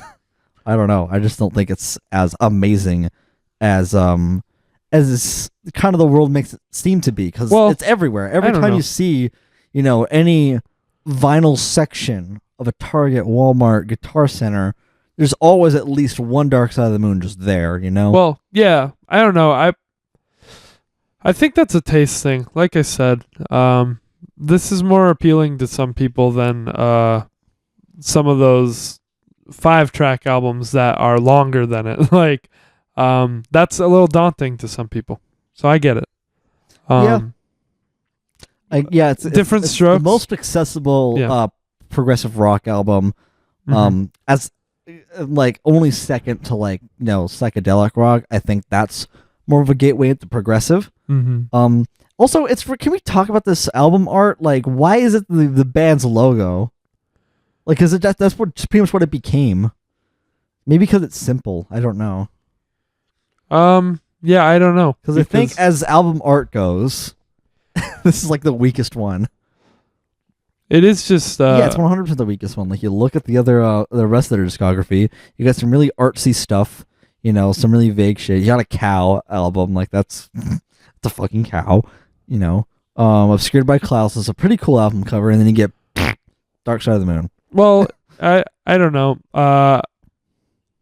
I could see it like thematically and artistically, but I don't really know how it's relevant to the album. I don't either, and I haven't really looked into it. Well, no, I just mean in that you see like the small white ray going into the prism, which is how a prism works. And I mean, I feel like they just ripped this straight from like a physics class, and like it creates a rainbow. But like it's just like a part of a PowerPoint. The thematic implication that there's all these colors in that, like, I get how that's artistic, but it is just literally a prism. It's how it works. I mean, and I don't get how it relates to the themes of money and time and mortality and consumerism. It's super iconic, but it's super meh, honestly. All right. It's recognizable like everywhere, but it's like this really became the band's like logo. I mean, to be fair, if they had a logo, like what would it be?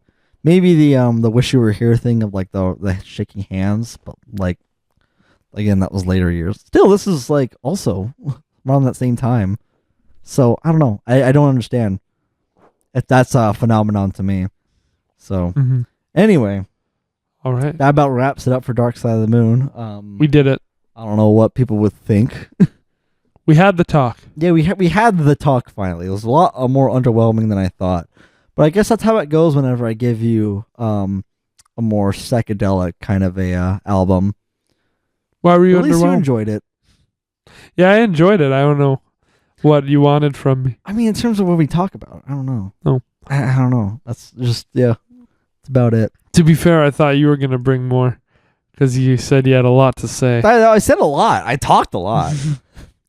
All right. Not as much as Donnie Darko. Do you want me to talk about this for 2 hours? No, because we still have something else to discuss. I can write an essay on why this album is just like, or maybe not. I don't know. Whatever. Okay. Next thing on the agenda. Next news.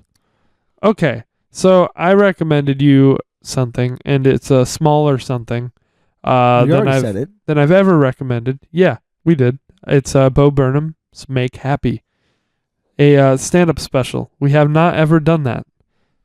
No, we haven't. And this is kind of a double music episode because, Bo Burnham. Yeah, musician.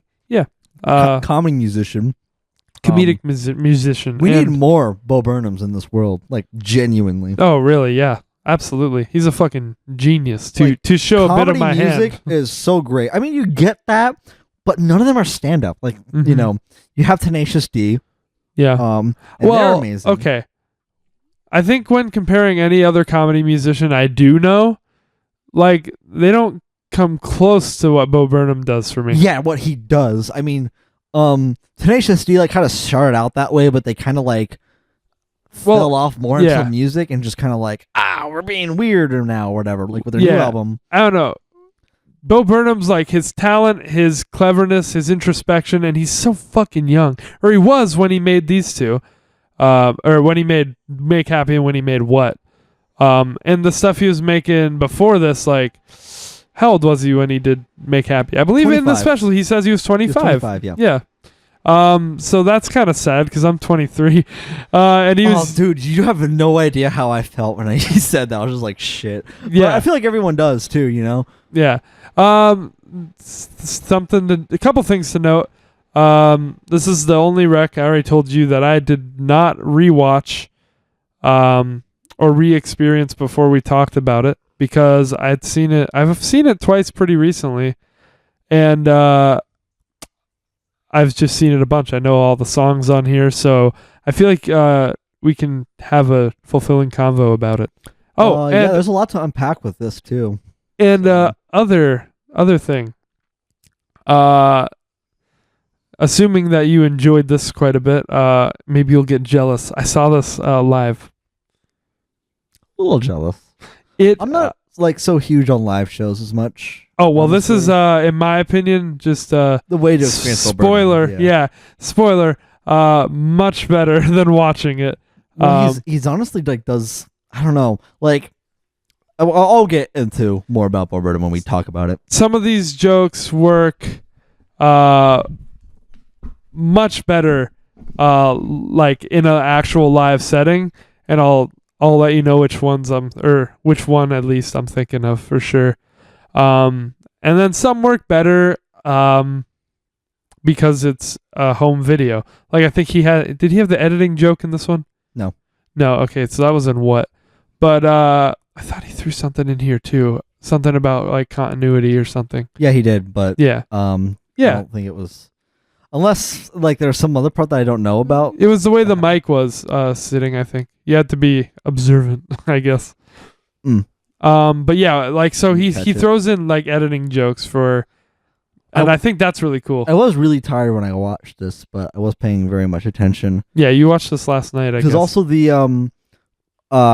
the way I watched it, I didn't have any subtitles. Oh. Well, there were, but they weren't in my language. Yeah. I still got captured a lot of it. I just had to work a little harder, you know. Okay. But I'm good. Okay.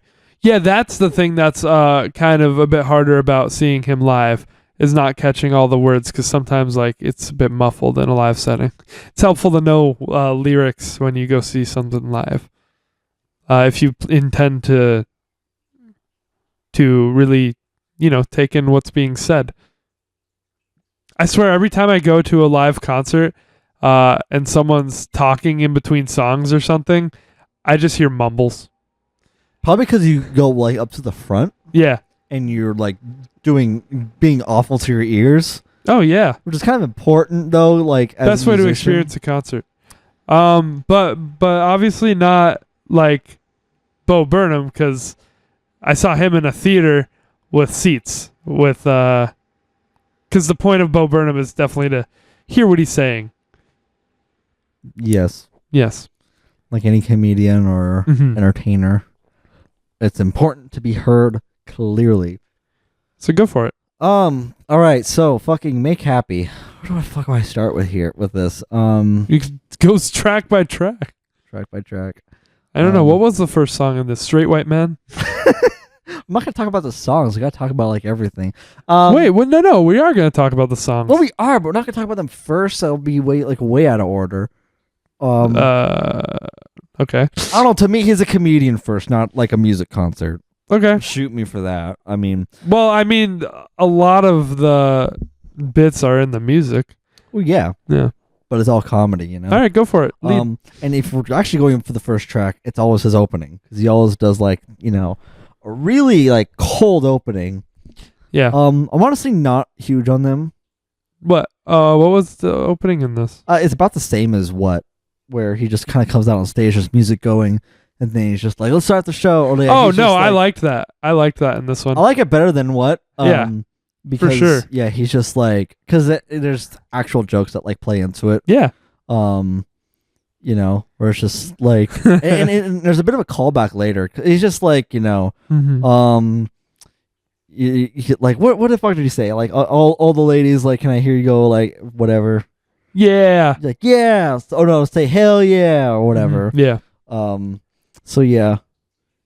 And I think it was great when he was like, anybody like smoking marijuana? Can I get a hell yeah? Hell yeah.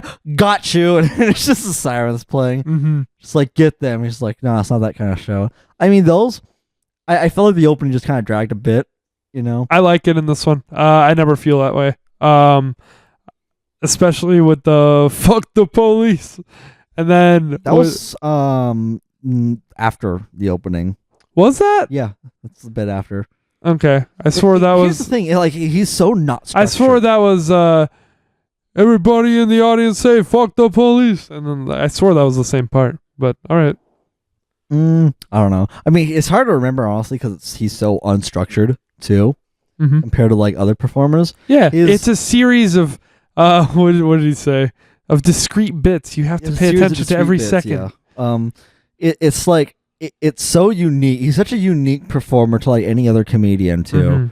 With also his attitude and his delivery too. I think it's like the way like he performs it is just so unparalleled. Like it has to be like so much rehearsal into it rather than just like kind of how comedians regularly practice, which is like talk about their bits, work on timing, emphasis, what they're doing, if anything, physically.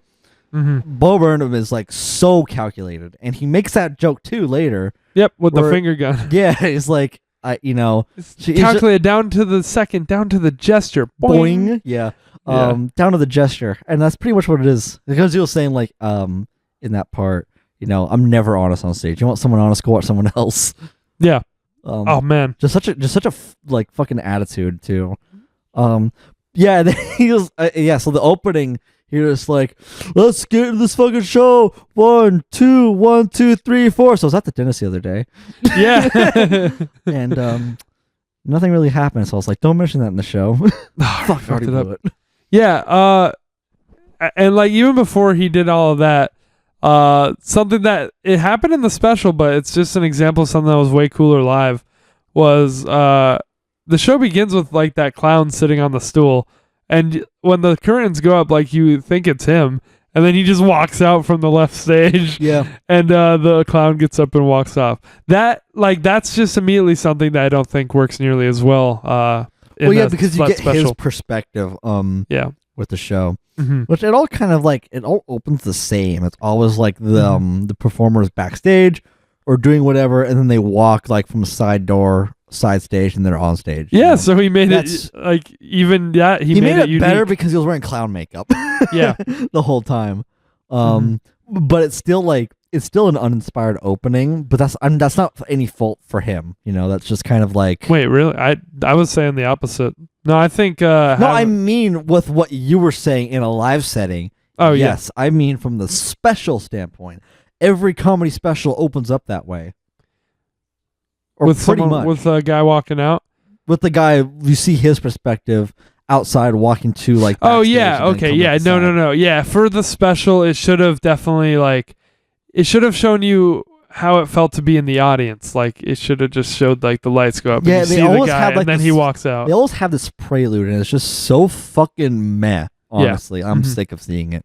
Okay, I can get behind that. It really doesn't. And here's the thing too: it doesn't reflect Bo Burnham at all because he does like such different shit to everybody. So and we'll definitely get into that. We'll all talk about like all the discrete bits we can remember. Mm-hmm. I really loved my favorite part of this whole show, at least top of my head, is when he walks over to the keyboard and he's just like, "Fuck you." Fuck you. And walks back. Keep them on their toes. He's like, I judge the show. You don't know what's going to happen.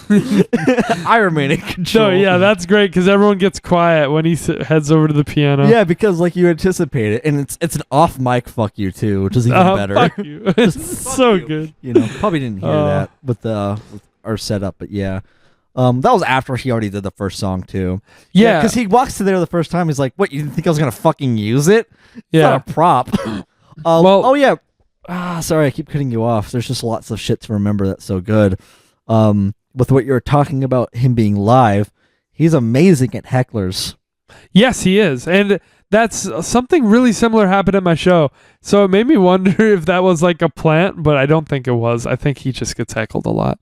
They could be plants, honestly. Who knows? No, because he made he called the heckler out in a different way at my show. Okay. But in this one he was like, "Woo that sadness out," right? Yeah. Oh yeah. Oh yeah. But that was planned because he was like, "Can I hear all the single ladies out here tonight?" And they're all like, "Woo, yeah." And then he was like, "Woo that sadness out." That was more calculated, Okay, wait. Because he addresses like all the single ladies. Yeah. No, I thought song. Yeah.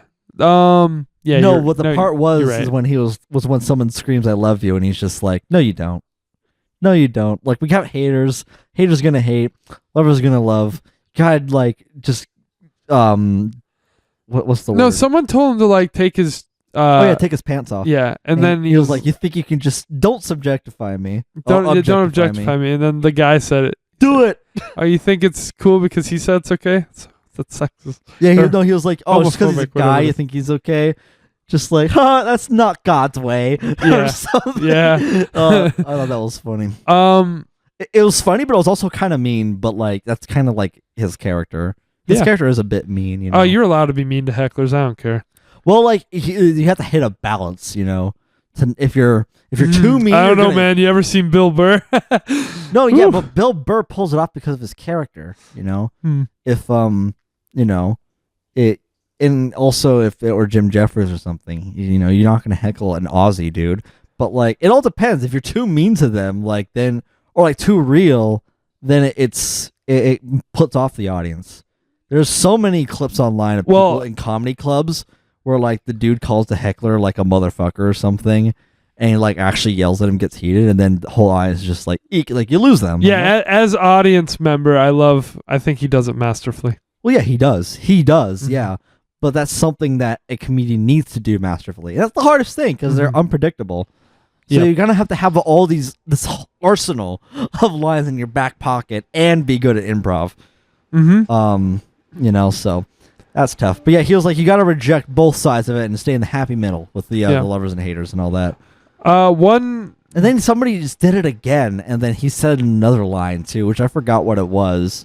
One of the bits that I wanted to say, but just before I forget, that doesn't carry as well in the special. It's actually towards the end, when he's talking to the machinery, and then the other one goes off. He's like, "You stay out of this." Oh yeah, I love that. It's funny, sure, but it never gets the rise out of me that it did live. That shit was so funny live. I don't know why it carried so much better in a live setting, but I just wanted to point that out. Well, I can't input anything. I'm glad it still worked for you. It worked really well for me. Like that was another part where it actually like made me laugh. Mm-hmm. Not easy to do, honestly. Right. But like, yeah, we were just talking to the pole. Like, what do you think, industrial pole? Psst. Oh yeah, I concur. Psst. You stay out of this. Yeah. Oh man, so great. Oh man. But we're kind of all over the place. Yeah, I was thinking we should talk about the songs. At this point. Well, yeah, he goes in the first song like around after that. He gets into the first one pretty quickly. We already kind of discussed it. And in my opinion, Straight White Man, yeah. Yeah, in my opinion, the weakest of the songs. Maybe, I don't know. I never really thought to compare them. I was just like, it's a song. I don't purposely do it. It's just this one is always like, I forget he starts with this one because it is the one that gets the least rise out of me, and whenever I show this to someone, it gets the least out of them. I still got a lot out of it. I got as much out of it as any other Bo Burnham song, honestly. I think like if it really is like the worst one, then it's probably better that it's like it is the great first one, because then it gets better. And the messaging is on point. It's just I always find myself, because there's so many better musical moments later in it, I think, which we'll get to. But I think it was just standard. It was everything that I expected anyway. It kind of reflects what opening with Sad, but I do prefer Sad. Sad makes me laugh. Yeah. Sad is like is super well known. Mm-hmm. This one, I still enjoyed it because he was like, the lines, the girls want whatever. The women want right. The gays want kids. The gays what? Oh yeah, the women want rights, and the blacks want not to be called the blacks. Sorry. And then later on, when it repeats African American, it doesn't work. The African American, it just doesn't work with the rhythm. Yeah. The way he talks like off rhythm is like blows my mind as a pianist. I'm like, how can you do that and stay on beat? Like that's tough. I give him props there. Yeah, he's talented in all facets. Yeah. But yeah, I guess I don't have that much.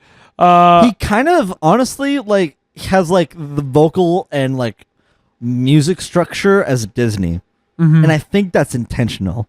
Because he literally has a song that's about killing yourself. Yeah, we'll get there. Yeah, I don't know. His probably most famous song. Really? It's the one I knew. Weird. I wouldn't say that's his most famous one. At least that's the one that I heard the most. I think that's easily his most edgy song, at least in this special. Yeah. That one's not gonna click with everyone. Some people might think that's a little mean. Yeah. But like he kind of like gets the audience ready for it, like with this song, because like and his whole character is a bit condescending, because like a bit, yeah, a bit after the song he's just like, yeah, it's ironic, it's funny to explain the joke and or whatever, and he was like, I meant the opposite of everything I just said. Isn't that funny? Yeah.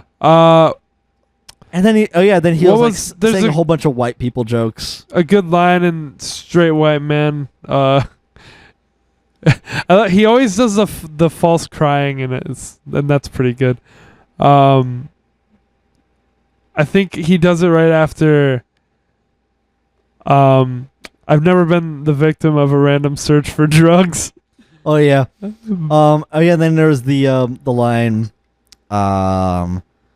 Just be.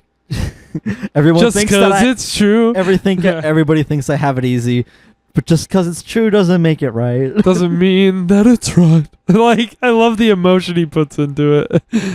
Yeah. Oh man. Damn. Yeah, it's so hard to remember like the order of everything to go over this a bit more cohesively. Something I thought that you would really like is the. And because you said your favorite part was that. That one discrete bit, I guess, where he walks by the piano. And yeah, doesn't play. fuck you. obviously, it should come as no surprise. We'll get into it. I guess we'll save it for the end of our discussion. The end is my favorite part, so we won't talk about that yet. Well, yes, of course. For the whole introspective, of course, yes. Yes. It's a very James thing to like the introspective part in a comedy thing. Yeah, and I think a lot of people miss it with Bo Burnham. Unfortunately, I think it's super in your face. It is, but that doesn't. You'd have to be like knowledgeably like careful now, because I know pretty much everyone I've shown him to is like, "What are you talking about?" I'm gonna say it. Those are a bunch of idiots. Wow. It's so in your face. You have to like knowledgeably look away from that to not know like what he's talking about, especially in this special. Maybe less so. Maybe less so. This one is so in your face about it, but it's amazing.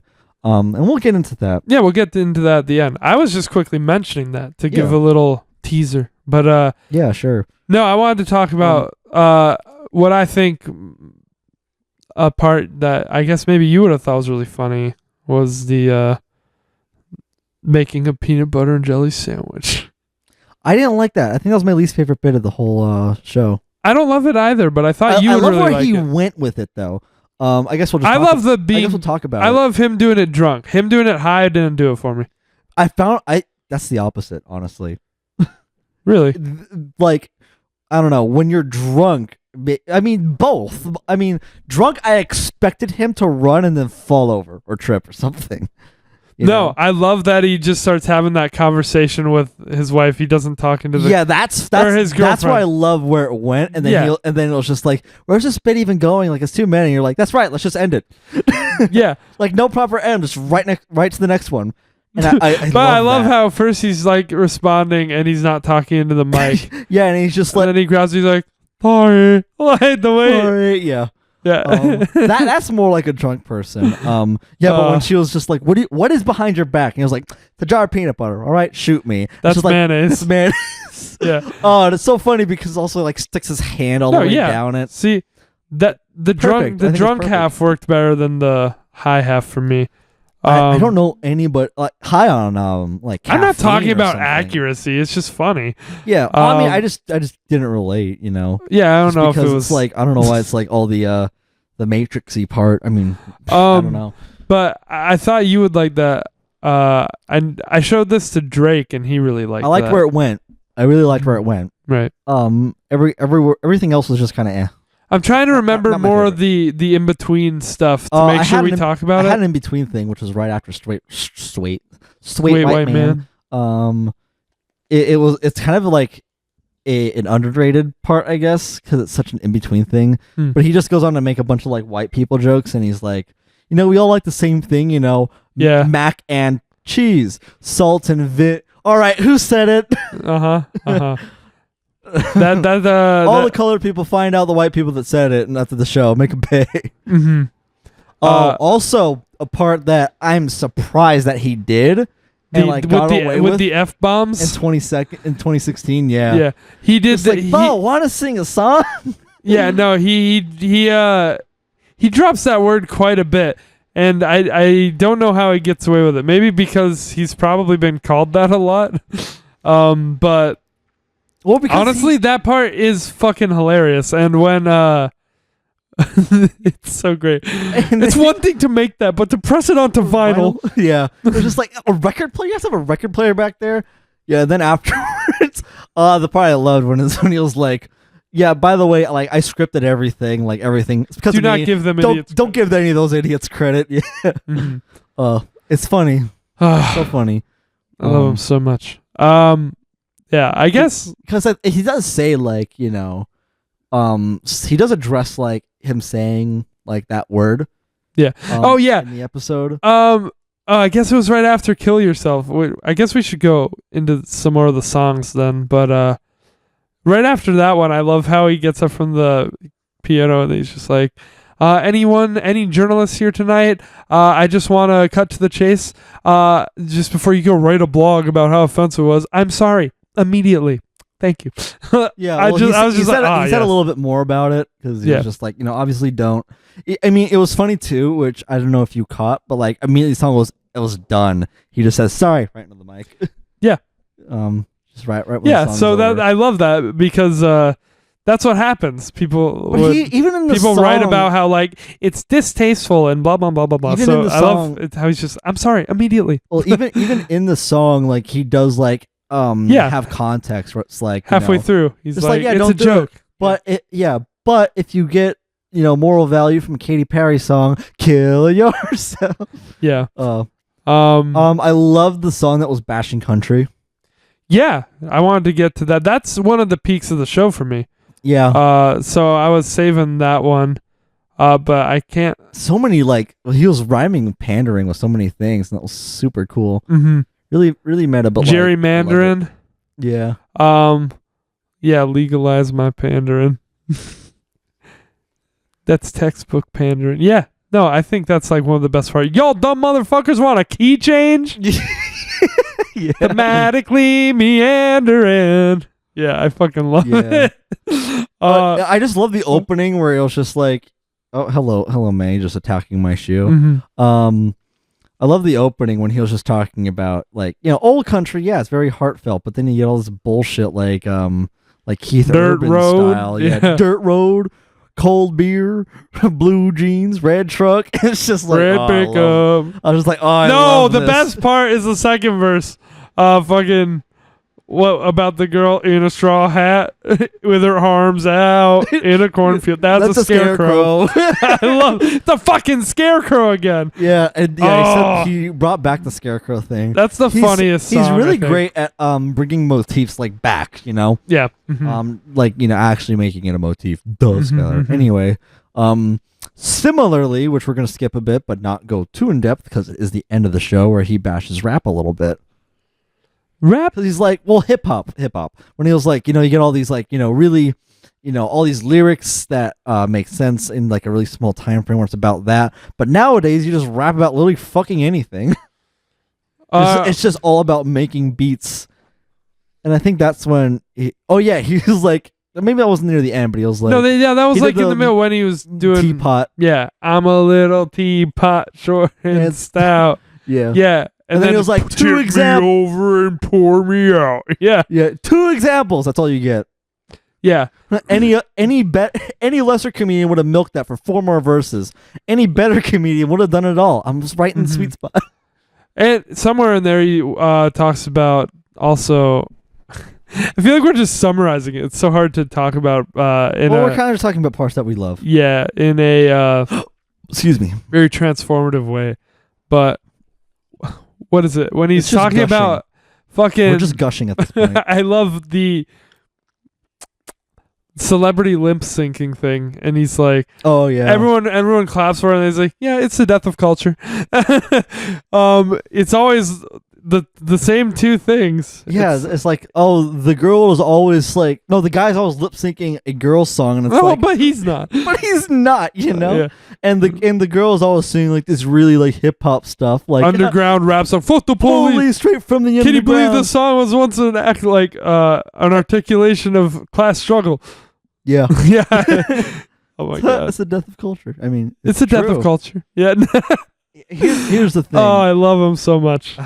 I guess I'll say. How many times are we gonna say that? I'll save the what I was about to say for the end.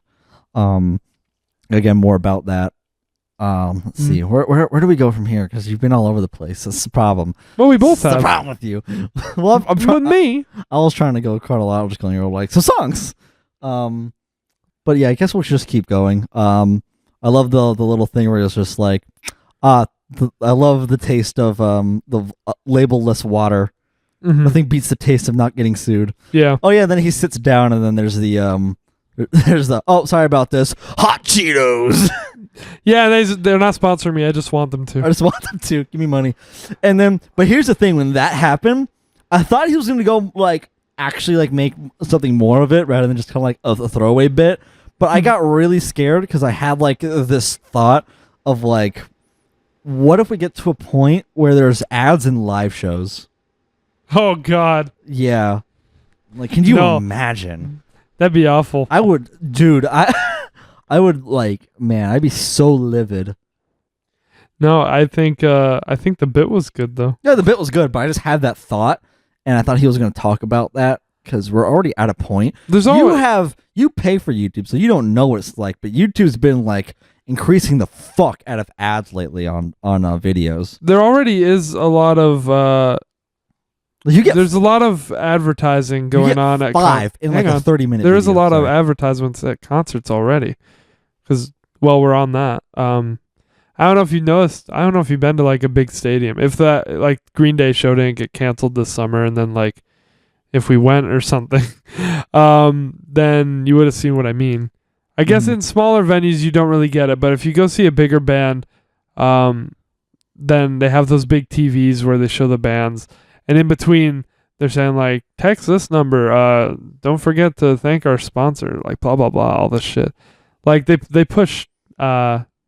Like nothing is not commercial ever. Yeah, it really sucks. It's the death of culture in today's age. Yeah. But before I forget, I almost completely forgot the song was in here. The "Eat a Dick" song. Eat a dick. that song, even a song? That song was great. Like, yes, it's a song. Oh yeah, it's true. Yeah, because I thought he was gonna get real because he was like went through a breakup. Oh fuck! Another one. I forgot all the songs. This has so many good songs in it. But yeah. That one, it's funny. I used to know a couple like that, so I always think of that couple when I watch the special. That's funny. And I love how it kind of turns it on its head at the end with the "lick my clit." Lick my clit, yeah. I wasn't honestly so huge on that song. I thought it was just kind of average, maybe below average. It's funnier live. No, I disagree that it would be below average, but. That's the thing. A lot of these. Well, I mean, looking back for me, like comparing everything else, it was just like, eh. A lot of these I remember seeing live, and I think when I first saw this live, my favorite song might have been. Let's make a transition to it, because I guess we don't have much to say about that. Lower Your Expectations. I wanted to bring that up because I really love that. That is I was just like, yes, this guy fucking speaking my language. It's so fucking true. I totally thought he was just gonna like totally play to one side, where he's just like, all right, how about the guys? And then he's gonna be like, I want a girl that breathes.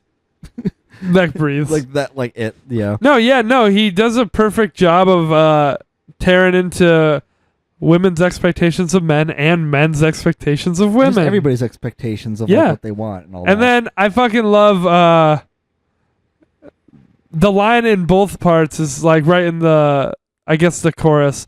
Lower your expectations a few, because Prince Charming would never settle for you. And lower your expectations a lot. You might think your dick is a gift. I promise it's not. Yeah. And then perfect. Yeah. Then all the girls cheered, which is like, yeah. Yeah. Well, yeah, because I know like they experienced that. I just couldn't help but feel in that moment like everything else was kind of going over people's heads. What do you mean? There's some times where like, I don't know, I felt there like with that song, at least some people in the audience were like, oh, this doesn't apply to me or something. Because people are all always like that, yeah. Huh. No. Well, when I was seeing this live, it really stuck with me. And it's still maybe my second favorite song in here. Well, I don't know. The country one's really good. But it's up there for me. I really love the song, and I think it's really true. In all aspects. I didn't feel like no one understood it, but I guess that's because it resonated with me. So I just was like, yeah, of course. And this is kind of like the from God's perspective of this show, because he kind of finishes it off without a joke too, just kind of like a little dose of reality for you. Yeah, I mean, we kind of skipped through a whole bunch of stuff too, I think. With the song? No, like just overall. I think you just really want to talk about the end. No, what? I thought that you were gonna. I'm just talking about pieces of it. Oh, I thought you were just skip straight to the end. No. This was the song at the end. I thought it was like in the middle. No, but you were kind of going there, so I was like, there's probably more to talk about. No, go for it. I thought I was trying to talk about the song. I mean, I don't really remember. Okay. I mean, there was a part in that song that I think that I enjoyed. I can't remember though. I like it completely. Did you want to talk about "Kill Yourself" at all or not? Oh yeah, great song. Pretty clever with when he's just rattling off all the different morbid ways to kill yourself. Yeah. Just drink a cup of lighter fluid. Uh-huh. Really nothing to it. Mm-hmm. Kiss a train. Yeah. Mm-hmm. It's a bunch of stuff that I can't repeat here or shouldn't. So I don't know, man.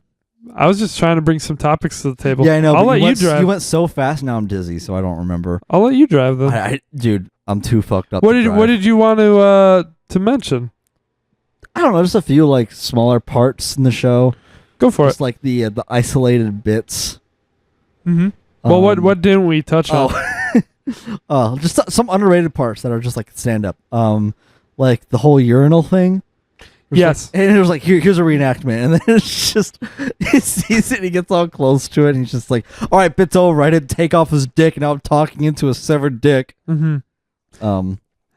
The continuity thing, I just the other day, I saw this beautiful dick. And then he goes into it. Yeah. I don't think you guys are imagining, or you guys aren't picturing this. No, yeah, yeah. I love that. What were you just about to say? I don't remember.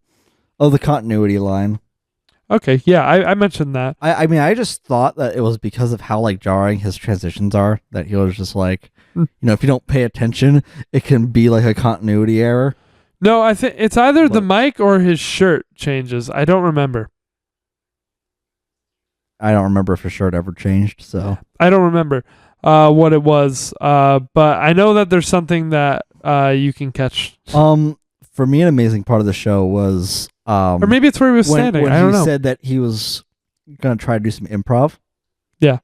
And he was like, yeah, because the show is so scripted. Rob! That's the thing where we're all over the place. Okay, whatever. Because we already like went over that part with the whole like down to the gesture, boing. But yeah, what's your name, Rob? Sorry, I'm trying to think of rhymes for Rob. He just acts it so like perfectly. Yeah. Like he acts like I was genuinely expecting some improv, and then he just flips it on his. No, of course not. Yeah, he just starts this. Well, yeah, track. but he even said like, you know, honestly, that he's like, I'm not gonna be fucking honest on stage. Are you kidding? Yeah. Bo had sex with Rob's mom. And he fucked her for an hour. I can't remember the whole thing, but yeah, just like, did you have sex with an elderly woman? Hell yeah, I did. Who was it? It was Rob's mom. Was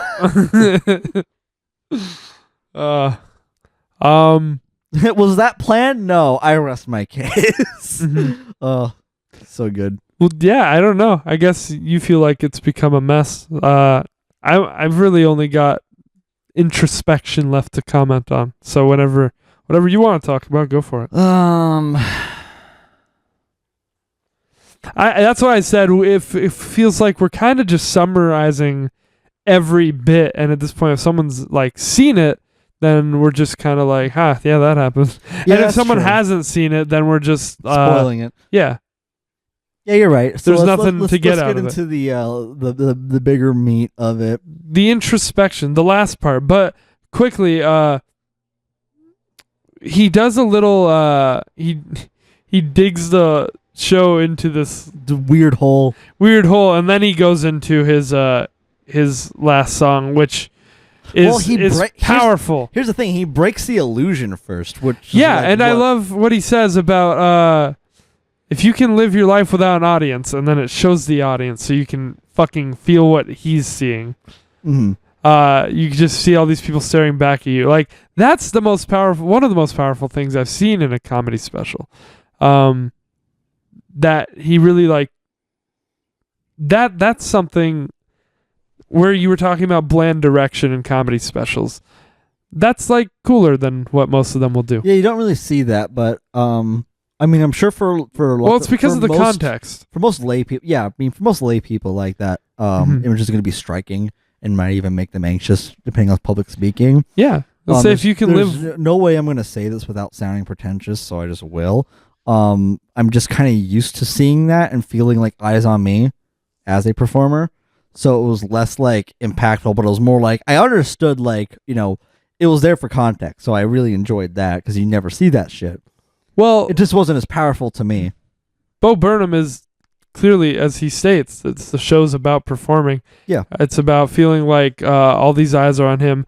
like in a critical fashion, like something's expected of him because something is expected of him. He has to do his job, and he goes into that like if your fucking mechanic stops fixing your car, you kick him to the curb. Like there's all this pressure on him to do what he does in his shoes, and he hasn't.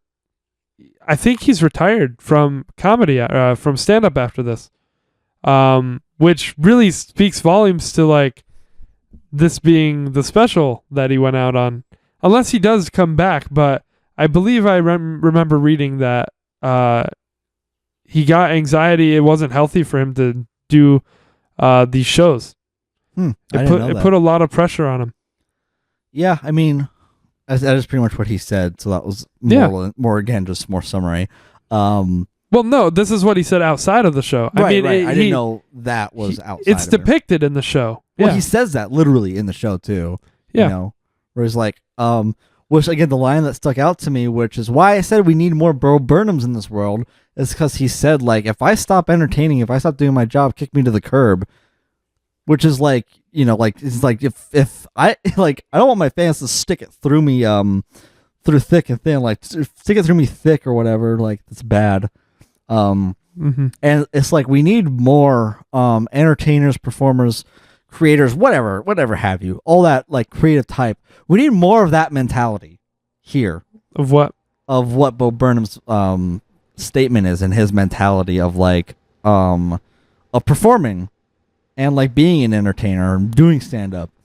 I think we need more of that realistic like kind of insight into everything, as opposed to the Hollywood corporate bullshit that's just gonna like, you know, just pave the way for an even more depressed generation. I think the what he said about like everyone's performing like in loop and that it's jail because we're performing all the time to each other, and that's like limbo. That made me open my eyes. I was just like, fuck, he's right. With social media. Yeah, with social media and all of that. Like it's prison, like he said. But I just love that. That's me, why he said I loved more as opposed to like the shot of the audience. I love more that he killed all the lights and just leveled at everything, and he was like, look, we're the same now.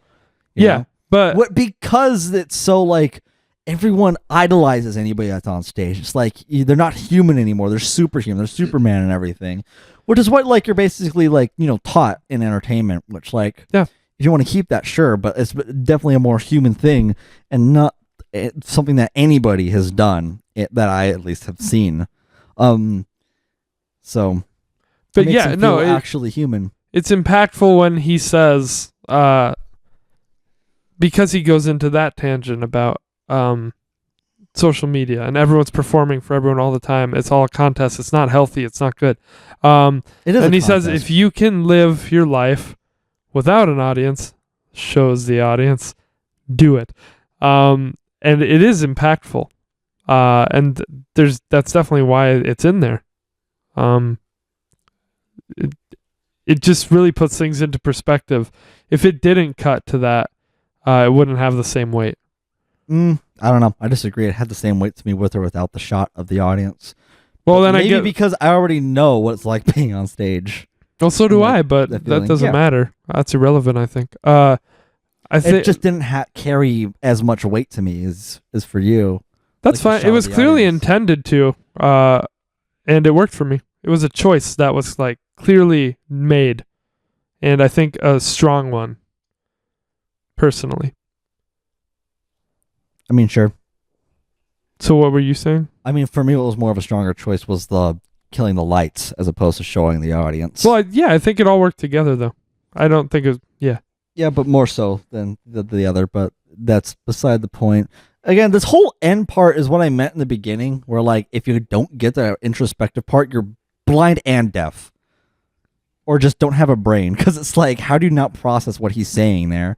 Like, and I know the audience like felt that. Are you just talking about the weird hole, or are you talking about the final song too? The end hole and the final song, just the whole end part. Yeah, the final song is just kind of a series of metaphors, and then he just kind of breaks down the wall and tells you. Yeah. Well, I love the end song with the Chipotle it was burrito. Funny, yeah, it's funny. And I can't fit my hand down a fucking Pringle can. Yeah, and then Look he at all those talks hands about that can't fit in a Pringle can. he's like, I want to have a daughter so I can finally have someone around the house who has hands that can fit in this Pringle can. I'm still on the Pringle Yes, can. I'm still in the Pringle can. Yeah. Just Yeah. like where he makes you think that he's over with that bit, but he's just like, no. But yeah, So I relate to that. no, I know, but like the metaphor obviously with the Pringle can and with the burrito, like it's not just padding. Like it's saying you get more than you bargained for. I wouldn't have got the lettuce if I knew it wouldn't fit. Wouldn't have got the cheese if I knew it wouldn't get the lettuce if it wouldn't fit. Yeah, I mean that's what people, I guess, some pick up on and some don't. Which is like when he got into the situation as this performer, like he got more than he bargained for. Wouldn't have got all the shit. He wouldn't have gotten half of it. Yeah. I guess that's more subtle, but still. Yeah. Like you still have to know that you're going to get there with all the other stuff that he talks about, you know? Mm-hmm. And then, so it's strange to me that, like, I don't know. It's like, I love that he blends the real world with comedy, you know? Yeah. Like, oh yeah, the intro is underrated because it's like the world is not funny, you know? Like, yeah, all that jazz. And then he goes into it's like you shouldn't have to leave your entertainment into like its own separate categories. That is how you get bland and boring. No, especially as a creator. I love the balls he has to get real and introspective on stage, because I only know like one other comedian who does that, Mike Birbiglia. I really like him too. Bo Burnham's on like this whole different level with how creative and talented he is with what he does. Comparatively, like I don't think it's fair to compare him to any other like vanilla comedian who just tells stories. He's in a different league entirely. Yeah, he even pokes fun at other comedians where he's just like, if you wanted that, go see another show. Like, we're like, oh yeah, so this totally fucking happened. Yeah. This actually happened. Yeah. Okay. Yeah. But so that's what I mean. It's just like about Bo Burnham and being in a different league is that he doesn't rely on like, stories. Like if he does make a bit, it's a bit, like he's going to take it somewhere that's like kind of just like, more real, but like, in a way that makes sense for comedic structure and all of that jazz. Yeah. And then after the, what is it? Again, back at the end song, after the burrito and the Pringle can and stuff, he gets real again with the audience. And it's like that part is fucking oof. That's a sad ass part. He goes into, I can pretend that like Pringle cans and burritos are my biggest problems, but my biggest problem is like you. I want to please you. I love you. I hate you. I need you. Blah blah blah. And I don't think I can handle it. And just, man, it's just fucking heavy shit. And he says something in there. What was it? It reminds me of what? With the dance, you fucking monkey. At the end where I think I like where that he's like, a little bit more. What? The end of what as opposed to the end. This is so much more powerful for me. I like the end of what, but this really gets me. Personally, when he's like, come and watch the skinny kid with a mentally steadily declining mental health, and watch it as he attempts to give you what he can't give himself.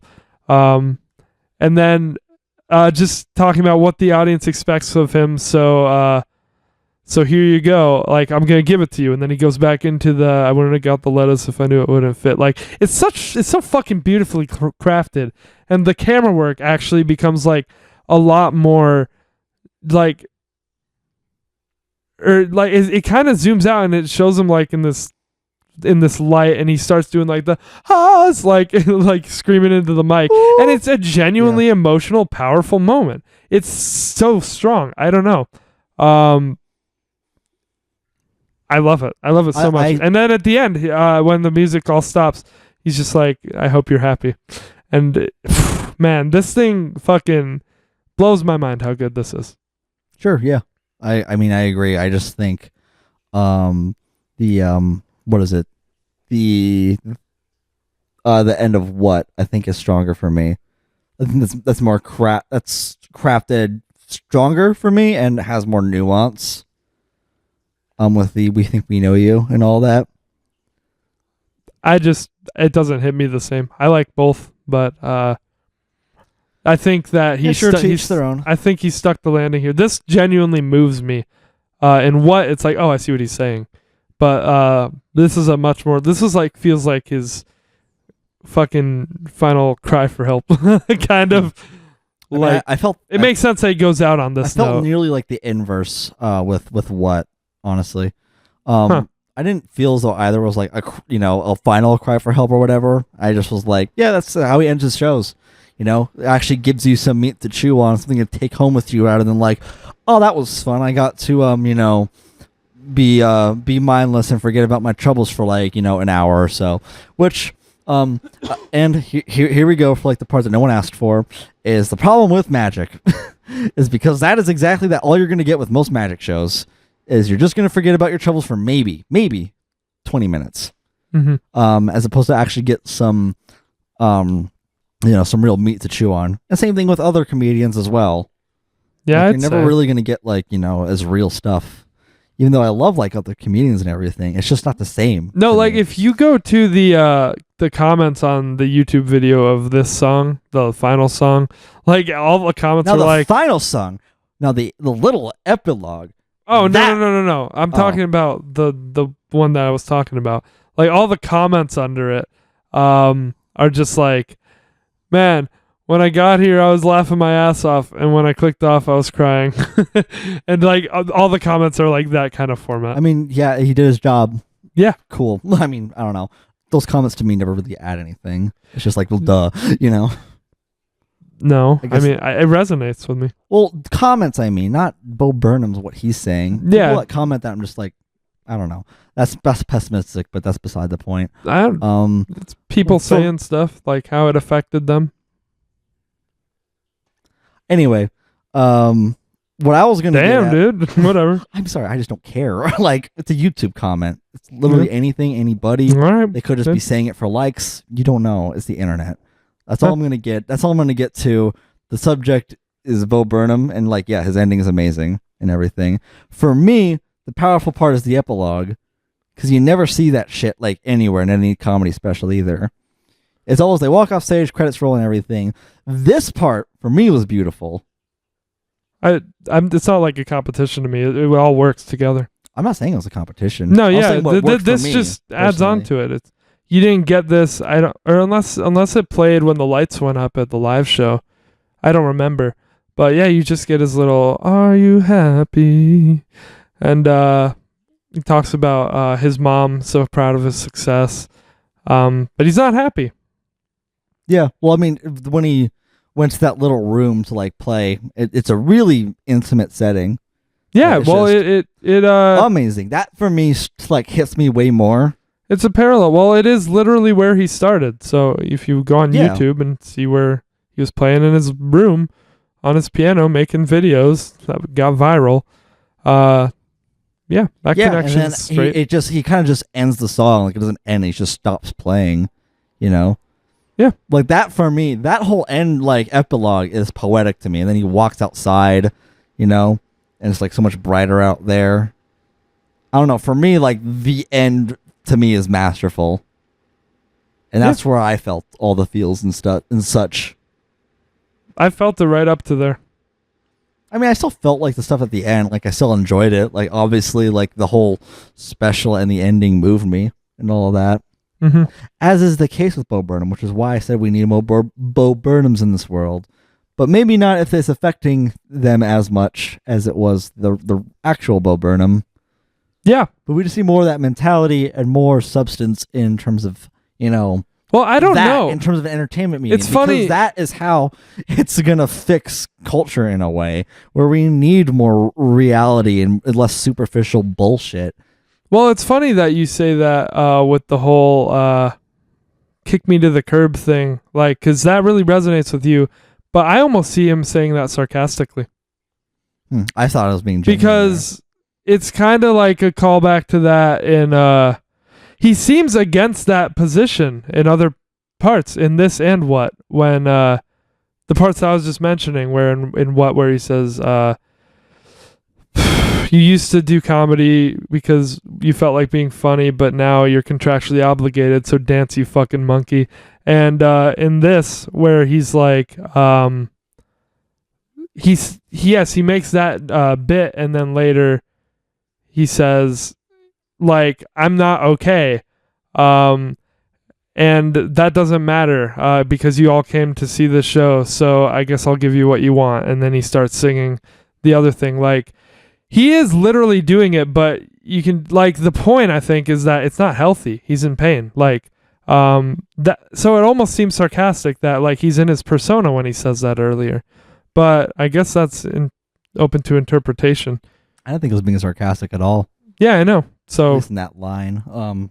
So it seems a bit open to interpretation, or at least it would seem more inconsistent to me, emotionally. But I don't know. So that's interesting. We got to a little interesting disposition at the end here. Well, I like that. Yeah, again, for me, well, which I was going to get into closing thoughts. I know that's more of your approach as a performer. So, like, like if I'm not doing my job, like your approach, your approach is that genuinely. So if whether or not he meant that genuinely, you're going to take it genuinely, and like my approach is less. Mine is more the opposite of that. So I'm going to resonate with it in a more like ironic way, which I think a lot of his character is irony. I mean, my yeah, but then it's like you're picking and choosing what's irony. Then I don't know, versus like what he's saying, like legitimately. I thought he was being like honest there. It didn't really have like that kind of inflection where it's just like, oh yeah, just kick me to the curb, whatever. My mentality is just kind of more Darwinian in a sense of like, you know, survival. Yeah, I know, fittest. which I think is. I mean, that's a whole different conversation, but I think that's like pretty destructive and hard on people. So, life is hard on people. Exactly. Yeah. Which that's just like we're opening up the door to a whole nother conversation, and that's getting into cancel culture. Cancel culture. I'm talking about like that sounds like I don't know. I guess more of a cynical outlook, and I don't think it's cynical. I don't know. Like I said, the lines that I referenced make me believe that the message he's trying to get across is how unhealthy all of it is. Because that's a recurring theme across his specials is just the toxicity of like all the things that came across with just wanting to do comedy. To make people happy. He's not happy. Right. So, and that's why it's make happy. All right, yeah, Go ahead. Go into final thoughts. Oh, man, 20 minutes later. Yeah, I kind of like... I was already getting into it, and then we opened up for more. Well, yeah, this special means a lot to me. So, I really wanted to pour my heart into it. Yeah, I mean, it definitely affected me afterwards, but in a way that was just like, shit, I've never seen any performance like that, and we need more of it. Like, genuinely. Like, he talks about, and these are my final thoughts, so I'm just going to wrap it up. Yeah. He really, like, kind of pulls down the red curtain of show business. Like, it's all an illusion, and it's just, like, all the superficial, like, you know, crap that's just kind of built up by society and everything. Mm-hmm. To me, it speaks... It speaks to me in my views and as well as yours, so it's interesting that it's able to do that with our views on that. But yeah, to me, the ending is beautiful. It wraps it up perfectly, and it really will stay with you. These type of moments stick with you more than even the funniest comedy special. Mm-hmm. Like, these are ones that will actually take with you, and just like life and all that. Bo Burnham's a fantastic performer. I mean, it sucks that he's not performing, but like, I'm not gonna... be upset if it's, better for him or anything. Mm-hmm. I'm happy for that. I'm happy with the stuff that we got. Definitely need more of, like I say it every time. I say it a bunch in this little episode. We need more of him. And on a scale of 1 to 2, I'll rate this a 2. Okay. I mean 0 to 2. I mean, fuck. Oh yeah. He says that at the end of the song. It's a hard 9 for me out of 10. Okay, cool. So what will I say? Yes. Oh, and I love how he drops the mic too at the end of the song. That's it. Mm-hmm. Awesome. Well, I'm glad we had the talk, and I'm glad we didn't agree on everything. You know, I'm glad that I'm sure it's going to be open up to off mic stuff, but again, that's like tangity stuff that that's going to be not really related to here. Well, I'm glad about make that. Happy. Yeah. I'm glad that we were able to interpret it in different ways. And I'm glad like that we both felt passionately enough about what we took away to argue for it, because that's special. That means this is a powerful thing. Yeah, not enough arguing on this podcast. It was like the first one since like the forest. No, not the forest. What, like Midsummer maybe? Midsummer maybe. No, I think we kind of wanted to do more of the arguing when we started this, because it is probably more food for thought than if we just agree on everything all the time. It makes honestly. us more separate people, and we celebrate that. Celebrate that in your day-to-day life. So what I'm saying is about the versatility of this. It speaks volumes that we were able to literally take opposite messages and apply them in our lives how they need to be applied. And I think all good art is applicable in that way. It's really special to me. It's easily my favorite comedy special just ever, which is kind of unfair because given the nature of it, but it is. So there needs to be more of it. People need to take a page out of his book, and the dude's only fucking 25. He was, yeah. He's a genius. Now he's like 30, but yeah. The man is a genius. Oh, absolutely. And that's like the first thing I said. People would actually, I mean, it's 2016, and I don't think we've really seen anything else like it since, which is a damn shame. Because if comedians or performers actually like kind of took a page out of that book, it could fucking revolutionize show business in a way and how we view things, you know? Mm-hmm. So that's my final thoughts, I guess. And also how we view celebrities too. Yeah. You know, they're people. Lots of them arguably shitty people. That's like, well, why are you famous? You know? Mm-hmm. But it is what it is. So 10 out of 10 for me. Not surprised at all. It's very important to me. And there's nothing that I don't like. I can just tell you like what my least favorite and my favorite songs are like, but I like all of it. Only reason why it's not getting a 10 for me is that like it was kind of scattered and hard to remember in lots of places. It's totally his style, but like it kind of makes it feel less cohesive. And like I said, I'm not a huge fan of the opening or like direct message at the end, even though like I did like the end much more than the opening.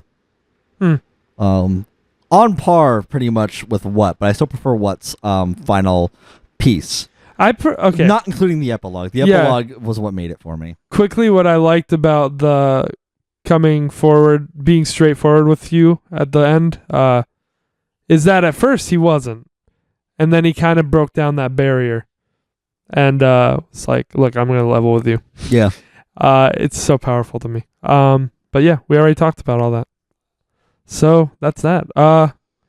Fuck. Those are some Take a breather for this day. Man, I did not think we were going to talk about Make Happy for this long. It was only an hour. Yeah, it's not that bad. That's still pretty long. I expected like 30, 45 minutes. Talked about yours for an hour and 20. Oh, we did? Yeah. I didn't feel like we talked about that for long either. Fuck. All right, guys. Maybe we should actually keep a timer because man, that was long. Well, I do. Well, like actually, like keep me in track or something. Whatever. Okay. Anyway, everybody, recommendations. Recommendation times. Well, man, what a couple, what a like pair that we had this today. It got heavy in honestly. Here. Well, yeah. I mean, we had Dark Side, which is also like kind of different positions as well. Mm-hmm. Lots of things to unpack and lots of idiosyncrasies. A lot to glean in the art form. Mm-hmm. Needs to be more. There needs to be more Dark Side of the Moons, honestly, in music. Mm-hmm. With what it does and how it does it, and more. Yeah, I'm not gonna say it. You already know. Yeah. Anyway, that is the to wrap it up. Who's wrecking who first? That's you. You're wrecking me your thing first. Yes, I am. I am the one giving the wreck first to you. Hurry it up. I gotta pee real bad. I had to pee since we talked about money. All right. Shh. I need to preface this. Oh fuck. I'm gonna piss myself. Now I'm doing a little thing here where I'm gonna be. I guess I already kind of blew it by giving you "Make Happy," but I'm trying to give you some big and important things in the grand scheme of pop culture. You're trying to give me, you kind of spoiled it before where you're giving me lots of well-known stuff that I haven't experienced. So you're really robbing me of doing that with anyone else. But hey, I did it with myself. You can do it with yourself. At least it's going to be recorded. I don't want to do it with myself is the thing. Yeah, too bad. There's a reason why I haven't experienced lots of things. But also, I don't know. I don't know what I haven't experienced that's really popular that you know. Yeah. But hence the Rex, I guess. So. Yeah, you can do it. I did it. Let's Well, I don't know how much I'm missing out on really. So I gave you Lord of the Rings last week. Obviously. Mm-hmm. And now I'm going to give you an album. And our friend Vanessa is going to look forward to watching this one. She reacted audibly when she found out I haven't heard this, so I guess I'm a little worried. Yeah, well, I guess you should be. Because you have, I feel like maybe a predisposition to this. Oh God, is it My Chemical Romance? But or Panic at the Disco? But I kind of did with like Pink Floyd, and I feel like being open-minded paid off for me. Oh yeah, I'm really I'm chuffed that you gave it an 8 and enjoyed it as much. Yeah, just a little disappointed we didn't have much to or at least you didn't have much to say about it. Well, I'm telling you, I would have needed to hear it more. Gotcha. It takes a lot. Yeah, that discussion was back there, guys. As long as you enjoyed it, and maybe perhaps we'll listen to it again on your own time. Yeah. When you're feeling like floating. Yeah. This album will not make you feel like floating. You did guess what band it is, but you didn't just guess it. You guessed it back then. It's Linkin Park. Oh boy, Linkin Park. I want you to listen to Linkin Park. That was gonna be my next guess, but I let you talk. Meteora. Their second album. How do you spell it? Meteora. Is it with a T? Like meteor and then A. Meteor A. Yeah. Oh, there it is. Okay. So yeah, this is their second album. You're gonna recognize a track or two from it. I see Numb down there.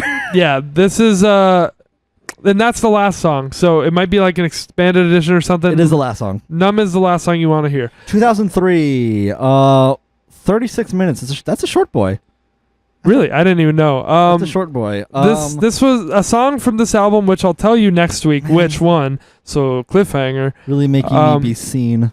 Is the first song that I ever remember falling in love with as a kid. Just hearing it in the back of my mom's car and being like, can you play that again? Can you play that again? Can you play that again? And I've fallen out of love with Linkin Park for plenty of years now. They're one I never really have gone back to in quite a while, but I totally respect what they do. Of course, when gotcha. Chester died in 2017, that was really heartbreaking and surreal for me, having grown up, and they were so important to me. Oh, yeah. So I want to dive into this album with my modern ears, and I want to get your take on it, because I know I haven't heard any Linkin Park album. I'm just going to throw it out there. I've heard like the big stuff like Numb and just other things. To me, I know as far as you know, it's not going to be your thing. To me, Linkin Park has kind of been a meme. Like even in like 2008. Yeah, Crawl. Like literally the first time I heard Linkin Park was in a Transformers movie, and even then I was like, yeah. But who knows? That's where everyone heard it. Yeah. Yeah. So it's funny that we both gave each other music from our youths. Yeah, I'm just gonna say be open-minded. I think I'll have a condition for you. Same condition as last album, because I think the lyrics could help you here. Just once. Okay. Just one listen with lyrics. I don't care which listen. If you want to establish what you feel about the music first, do that. However you want to go about it. And May just sat on your other cat coop. Oh my. She's just laying on top of him. She's licking him? Yeah, she's giving him a bath. Aw. It's adorable. Hopefully you'll like it, and if you don't, then that's fine too. We'll see. We'll talk about it, We'll see now next I'm tempted to give you an album from my youth. But you already have something picked out. Again, yes, I do. Well, I have the next 3 picked out. I'm doing a trilogy run.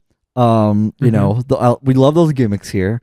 Absolutely. Even though it's going to be broken up because, every 5th episode we talk about something different, not a recommendation.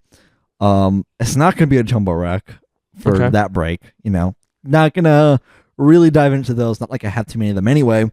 But the common theme for this, I'm just going to be open about it, is that I need to revisit them as well. Cool. So I'm going to be basically doubling up on Rex, but I'm actually interested for me to revisit these two, and we're definitely going to, talk all about them.